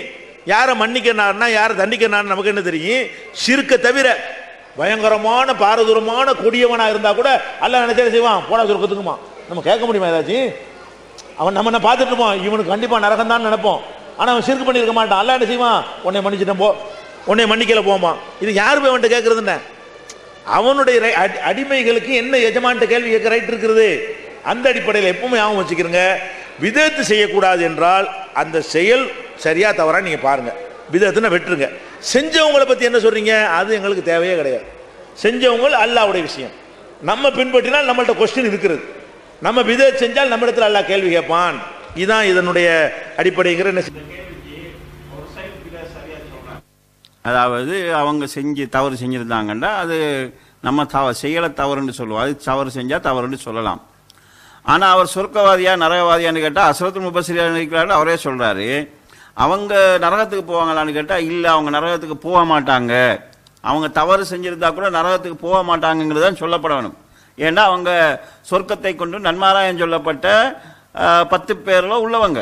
அதில் உமரில் அவங்களும் அதில் உள்ளவங்க தான், அதாவது உஸ்மானில் அவங்களும் அதில் உள்ளவங்க தான். அப்போ அந்த செய்தி அவர் தெரிந்து கொண்டு அதை பற்றி பதில் நான் சொல்ல மாட்டேன், அது அல்லாஹ் தஆலாட்ட இருக்குது. இது மூசா அலைஹிஸ்ஸலாம் சொன்னது அது காபீரில் நிலையில் இருந்தவங்களுக்கு. இவங்க சொர்க்கவாதின்னு ஏற்கனவே அறிமுகமானவங்க, ரசூலுல்லாவால் அறிமுகப்படுத்தவங்களை பொறுத்தவரை நம்ம தெளிவாகவே ஒரு சொர்க்கவாதின்னு சொல்லலாம். அப்போ அவங்கள பற்றி பேசுகிற போது ஏதோ மனசில் சில குறைபாடுகள் இருக்கிற காரணத்தினால தான் இதை அவர் வெளிப்படையாக சொல்லாமல் இருக்கிறார் என்கிறத நாங்கள் பார்க்கலாம். இது சஹாபாக்கள் சம்பந்தமாக அவருடைய மொத்த பார்வையை பாருங்க. கூடாது, அபூபக்கரே உங்களை நாங்கள் ஆட்சியாளரை ஏற்றுக்குருவோம், ஆனால் இந்த ஜக்காத்துங்கிற டாபிக் வந்தீங்கன்னு சொன்னா எங்களுக்கு இஸ்லாமே வேண்டியதில்லை. காசு விஷயத்துல மனுஷன் அப்படித்தான் இருக்கிறான். உசுரையே கொடுத்த ஒரு சஹாபாக்கள், அல்லாஹ்வுக்காக எவ்வளவு தியாகங்களை செய்த சஹாபாக்கள், கஷ்டப்பட்டவர்கள், இந்த காசு விஷயம் வந்தோன்னு என்ன பண்ணிடுறாங்க, அப்படியே கூட்டம் கூட்டமா மஷூரா பண்ணி என்ன, அவர்கள் கூட்டம் கூட்டமாக வாழக்கூடிய சமுதாயம் அரபு சமுதாயம், கோத்திரமா தான் இருப்பாங்க. அந்தந்த கோத்திரத்தார்கள் தங்களுக்குள்ள ஒரு ஆலோசனை பண்றாங்க. ஆலோசனை பண்ணி நம்ம இனிமே ஜக்காத்து கொடுக்க கூடாது, ஜக்காத்து வந்து ரசூலுல்லாஹ் காலத்தோட முடிஞ்சிருச்சு. இது இதுல தெளிவா வருது, அன்சாரிகளோ முஹாஜிர்களோ தாயிப் வாசிகளோ இவங்க யாரும் இல்லை. மக்கா வெற்றிக்கு பிறகு கூட்டம் கூட்டமாக இஸ்லாத்துக்கு வந்த கொஞ்சம் பேர் இருந்தாங்க. ரசூலுல்லாஹ்வுடைய மௌத்துக்கு பிறகு அவங்க தடம்புரல ஆரம்பிச்சாங்க. அவங்கள பத்தி தான் அவங்க தான் சக்காத் கொடுக்க மறுத்தாங்க. ஆனா இதை அதை வர்ணிக்கிற போது எப்படி வர்ணிக்கிறான்னு சொல்லி சொன்னா,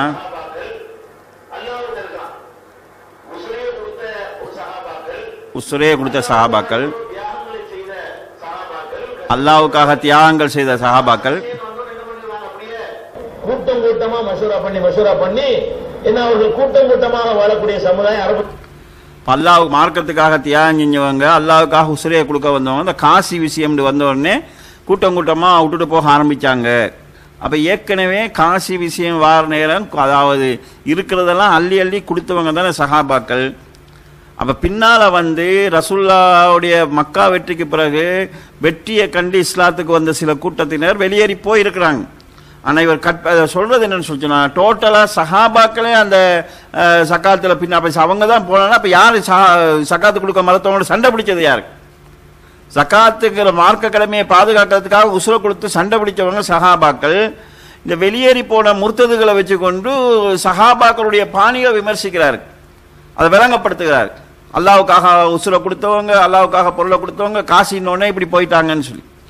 அப்ப இது அந்த போன, அதாவது வழிகேடர்களை வச்சு இருந்த தியாகிகளை கொச்சைப்படுத்துகிற வார்த்தை பிரியவங்களை பார்க்கும்போது சஹாபாக்கள் விஷயத்தில் ஒரு தடம்புரல் இருக்கிறாரு என்கிற அடிப்படையை நாங்கள் புரிந்து கொள்ளலாம்.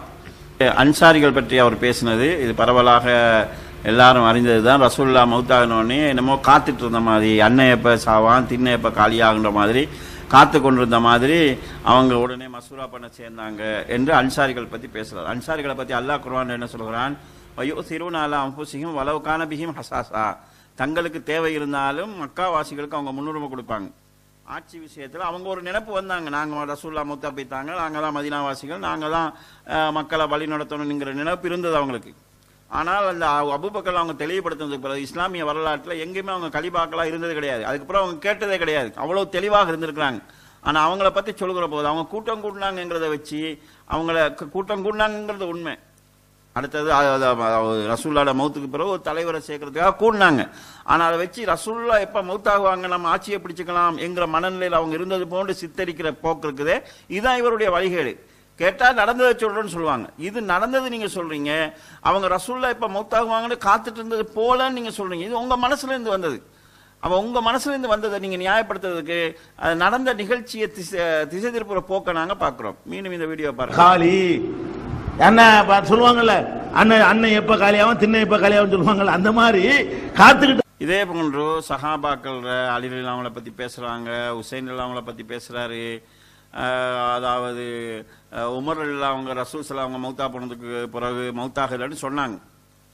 ஆனால் இதை அவர் எப்படி விளங்கப்படுத்துறாரு, அவர் எப்படி ஒரு நபியா இருந்தவர் எப்படி மௌத்தாகுவார், ஒரு நபி மரணிக்கலாமா, இந்த வழிகேடு உமர்லாவுடைய உள்ளத்தில் இருந்துச்சு, இந்த கொள்கை குழப்பம் உமர்லாங்கிட்ட இருந்துச்சு என்று காட்டப்படுறாரு.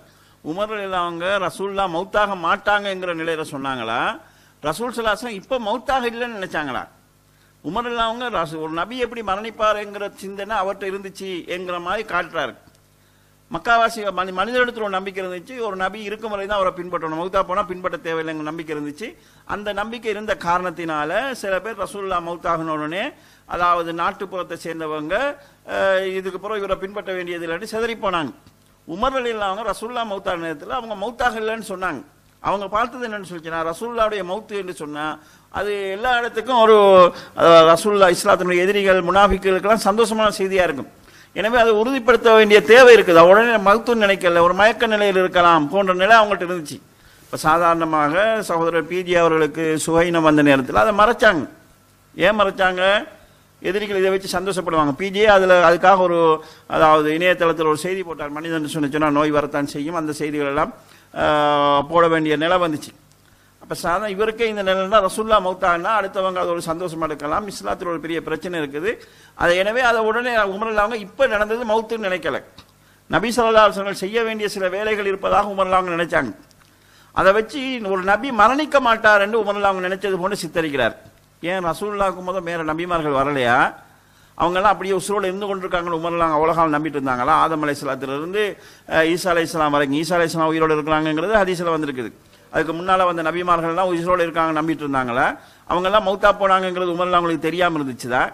அப்போ இது இவரா வந்து ரசூலுல்லாஹ் மௌத்தாக மாட்டார்கள் என்கிற, ஒரு நபி மரணிக்க மாட்டார் என்கிற சிந்தனை அவர்கிட்ட இருந்துச்சு, கொள்கை குழப்பம் அவர்கிட்ட இருந்துச்சு என்று சொல்றது இவராக சொல்லக்கூடிய செய்தி. இந்த ரசூலுல்லாஹ் மௌத்துக்கு பிறகு அதாவது இஸ்லாத்துட்டு வெளியே போனவங்களையும் மக்காவாசிகளோ மதீனாவாசிகளோ தாய்வாசிகளோ அவங்க கிடையாது, நாட்டுப்புறத்தை சேர்ந்தவங்க பலர் இருந்தாங்க. அப்ப இவர் நடந்த செய்தியில இவர் சேர்க்கக்கூடிய கைச்சரக்குகள் இருக்குது, இதுதான் குழப்பமாக இருக்குது. இது இவருடைய அந்த கொள்கை குழப்பத்துக்கு தெளிவான சான்றாக இருக்குது. இந்த வீடியோவில் அந்த செய்திகள் அவர் பேசுறார். பயான் பண்ணி விலைக்கு சொன்ன பிறகு மூத்தா போனதை கன்ஃபார்ம் பண்ணிட்டாங்க. இப்ப என்ன நோய் பிடிக்குதுன்னு கேட்டா, ரசூல் ஸல்லல்லாஹு அலைஹி வஸல்லம் அவர்கள் இருக்கிற வரைக்கும் தொற்றாத நோய் இறந்த பிறகு வருது. எப்படி வருது? அந்த இனம் இது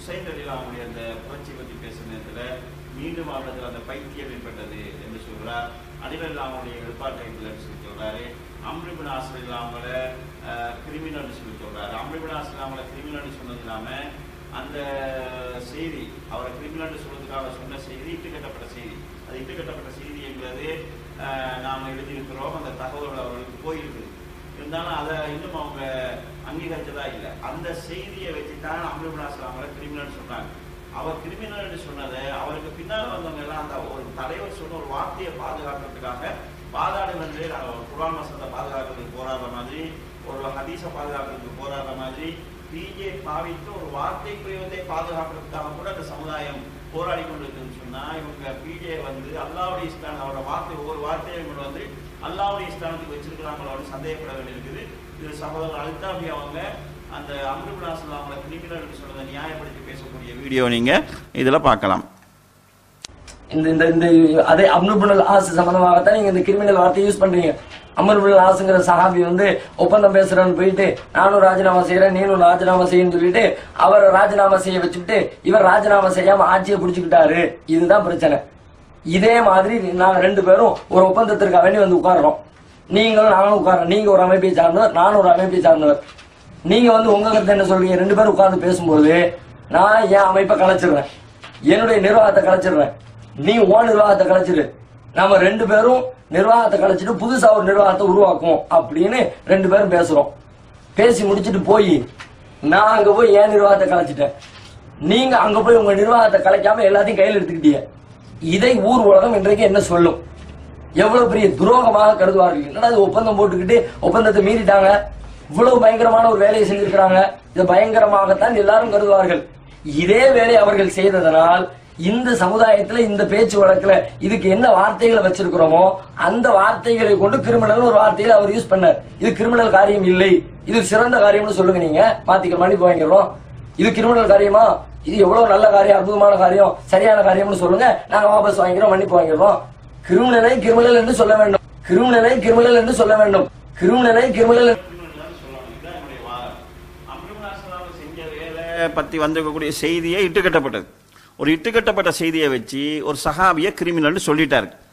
சரி, அந்த வார்த்தை பிரயோகம் தவறு, அதுக்கு மன்னிப்பு கேட்டு போயிடலாம். ஆனா அதை விட்டுட்டு கிரிமினல் சொல்லணும்னு சொல்லி தொடர்ந்து அந்த வார்த்தையை பாதுகாக்க, அவர் சொன்ன ஒரு வார்த்தையை பாதுகாக்கிறதுக்காக இவங்க வாதாடுறாங்க. இதுக்கு சில மலுப்புகள் செய்யறாங்க. ஆரம்பத்தில் சொன்னாங்க கிரிமினல் எங்களோட ஊர்ல ரொம்ப புத்திசாலிக்குன்னு சொல்லுவாங்க, ஒரு நல்ல ஐடியா கொடுத்தா என்ன கிரிமினல் ஐடியா தாரீங்கன்னு சொல்லுவாங்க எங்கிற மாதிரி எல்லாம் சொல்லி பார்த்தாங்க. கடைசியில் அதை கிரிமினல் தான் சொல்லணும். ஒரு சஹாபி தவறு செஞ்சாருன்னு சொல்லி சொன்னா அதை வச்சு அவருக்கு தீர்ப்பு சொல்லுகிற அதிகாரத்தை உங்களுக்கு யார் தந்தது? தீர்ப்பு சொல்றதுக்கு உங்களுக்கு என்ன இடம்பாடு இருக்குது? ஆரம்பத்தில் சகோதரர் பிஜி அவர்கள் அஹ்லு சுன்னா வல் ஜமா என்பவர் யாருங்கிறத பேசும்போது சொல்றாரு, சஹாபாக்கள் இடையில பிரச்சனை நடந்திருக்குது, அந்த பிரச்சனையை பத்தி நாங்க பேசக்கூடாது, அதுல ஒரு தரப்பை நியாயப்படுத்தி அடுத்த தரப்பை ஒருவரை சரி என்றோ மற்றவரை பிழை என்றோ நாங்க சொல்லக்கூடாது. அல்லாஹ் தாலா எங்களுடைய கரங்களை அந்த ரத்தத்திலிருந்து பாதுகாத்திருக்கிறான், எங்களுடைய நாவுகளை நாங்கள் ஏன் அந்த ரத்தத்துக்குள் துவைக்க வேண்டும் என்று அதாவது இமாம்கள் சொன்ன வார்த்தைகள் எல்லாம் சொல்லி காட்டி பேசியிருக்கிறார். ஆனா அந்த நிலை அவங்கள்ட்ட இப்ப இல்ல. சஹாபாக்கள் விஷயத்திலையும் அவர்கள் தடம்புரண்டு சென்றிருக்கிறார்கள் என்கிற அடிப்படையை நாங்க பார்க்கிறோம். இவ்வாறு சகோதரர் பிஜி அவர்களிடத்தில் ஏராளமான தடம்புரல்கள், கொள்கை ரீதியான குழப்பங்கள், மோசமான நிலைப்பாடுகள் என்கிற பல தகவலை பார்க்கலாம். இதில் நிறைய வீடியோக்கள் இருக்குது, பல செய்திகள் நீங்களும் பார்த்துருக்கலாம். உஸ்மான் அவங்கள பற்றி அவர் பேசின பேச்சுக்கள் இருக்குது. இதே மாதிரி நான் ஏற்கனவே சொன்ன வீடியோ இது. நான் நபிகள் நாயகம் ஸல்லல்லாஹு அலைஹி வஸல்லம் அவர்கள் ஹயாத்தோடு இருந்த காலம் வரைக்கும் இஸ்லாத்தின் பெயரால் சண்டைக்கு இடமே கிடையாது. எத்தனை சண்டை வந்தாலும் ரசூலுல்லாஹ் போய் கேட்டுருவாங்க. கேட்கறதுக்கு வஹி இருக்கு, வஹி தொடர்புடைய ஆள் இருக்கிறதுனால என்ன மக முடிஞ்ச சப்ஜெக்ட் க்ளோஸ். ரெண்டு கருத்து நபிகள் நாயகம் காலத்தில் இருக்க சான்ஸ் இல்லை, இருக்க முடியாது. யார் நபியை ஏத்துக்கிறாதவன் தான் ரெண்டாவது கருத்து வச்சிருப்பான். நபிகள் நாயகம் ஸல்லல்லாஹு அலைஹி வஸல்லம் அவர்களை அல்லாஹ்வுடைய ரசூல் ஏத்துக்கிறாதவனுக்கு தான் ரெண்டாவது கருத்து இருக்குமே தவிர நபிகள் நாயகத்தை ஏத்துக்கிட்ட எந்த மக்களுக்காவது மார்க்கத்தின் பெயரால் ரெண்டாவது கருத்து இருக்குமா? இருக்காது. அல்லாஹ்வுடைய ரசூல் சொன்னா ஆமன்னா சல்லம்னா, ஏத்துக்கிட்டோம் கட்டுப்பட்டோம், இதுதான் இருந்தது. இப்ப நபிகள் நாயகம் ஸல்லல்லாஹு அலைஹி வஸல்லம் மரணித்த உடனே முதல் கொள்கை குழப்பம் ஒன்று வருது. ஃபர்ஸ்ட் கொள்கை, ஃபர்ஸ்ட் மரணித்த உடனேயே ஒரு தப்பான கொள்கை இந்த சமுதாயத்தில் அப்படியே எந்திரிக்க ஆரம்பிக்குது. அவங்க உசுரோட இருக்கிற வரைக்கும் தலையெடுக்க முடியாத அந்த கொள்கை, அவங்க என்னைக்கு மரணித்தார்களோ அந்த வினாடியே எப்படா மரணிப்பாங்கன்னு பார்த்துக்கிட்டு இருந்த மாதிரி அவங்க மரணித்த வினாடியே ஒரு கொள்கை மக்கள் மத்தியில் வருகிறது. என்ன கொள்கை அது என்று கேட்டால், அதாவது அல்லாஹ்வுடைய தூதராக இருக்கிறவர் எப்படி மரணிப்பார், இந்த கொள்கை மக்கள்கிட்ட வருதுங்க. அதாவது அல்லாஹ்வுடைய தூதர் மரணிப்பார் சிந்தனை வரல. இப்ப மரணிச்சுட்டாங்கன்ற பிரச்சனை வந்துச்சு. மரணிச்ச ஒருவரை பின்பற்ற தேவையில்லைங்கிற நிலைப்பாடு அந்த காலத்தில் எல்லா நபிமாரும் மௌத்தா போனது போல அடுத்த நபியை பின்பற்றுவாங்க. அந்த நிலைப்பாட்டில் சிலவர் வழிகட்டு போனாங்க. ஒரு நபி மரணிப்பாராங்கிற பிரச்சனையே வரல. ஏன்னா எல்லா சஹாபாக்களுக்கும் லட்சக்கணக்கான நபிமார்கள் வந்திருக்காங்கன்னு தெரியும். குர்ஆன் அல்லாஹ் தஆலா 25 நபிமார்களை சொல்லியிருக்கிறார். அதில் ஈசா அலைஹிஸ்ஸலாம் தவிர மற்ற எல்லா நபிமாரும் மௌத்தா போய்த்திருக்கிறாங்க. அப்ப நபிமார்கள் மௌத்தாகுவாங்கிறது நல்லா தெரிஞ்ச விஷயம். ஆனால் ஒரு நபி மௌத்தா போனது ஒரு நபி மரணிப்பாரா என்கிற மாதிரி ஒரு கொள்கை குழப்பம் வந்தது என்று இவர் காட்ட முயற்சி செய்யறதுங்கிறது அந்த ஒட்டுமொத்த சமுதாயத்தையும் கேவலப்படுத்துற, இவர மூளைக்கு ஏற்ப அந்த ஒட்டுமொத்த சமுதாயத்தையுமே கேவலப்படுத்துற மாதிரியான நிகழ்ச்சி. இவ்வாறு இவர் சஹாபாக்கள் விஷயத்தில் ஏராளமான தடம்புறல்கள் ஏற்பட்டிருக்குது. எனவே இவர் விஷயத்தில் இவர் என்ன சொன்னாலும் அதில் சந்தேகப்பட வேண்டிய சூழ்நிலை இருக்குது.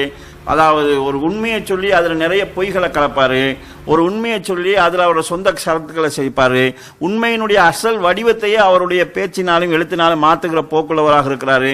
எனவே இந்த வழிகேடு குறித்து தமிழ் பேசுகிற சமுதாயம் கட்டாயமாக நிதானமாக விழிப்பாக இருக்க வேண்டியிருக்கிறது. முஸ்லீம்களையே காபிராக்கக்கூடிய இந்த வழிகட்ட கொள்கை குழப்பத்திலிருந்து நாம் எம்மை பாதுகாத்துக் கொள்ள வேண்டியிருக்கிறது. இன்ஷா அல்லாஹ் லுஹருடைய நேரம் நெருங்குகிறது.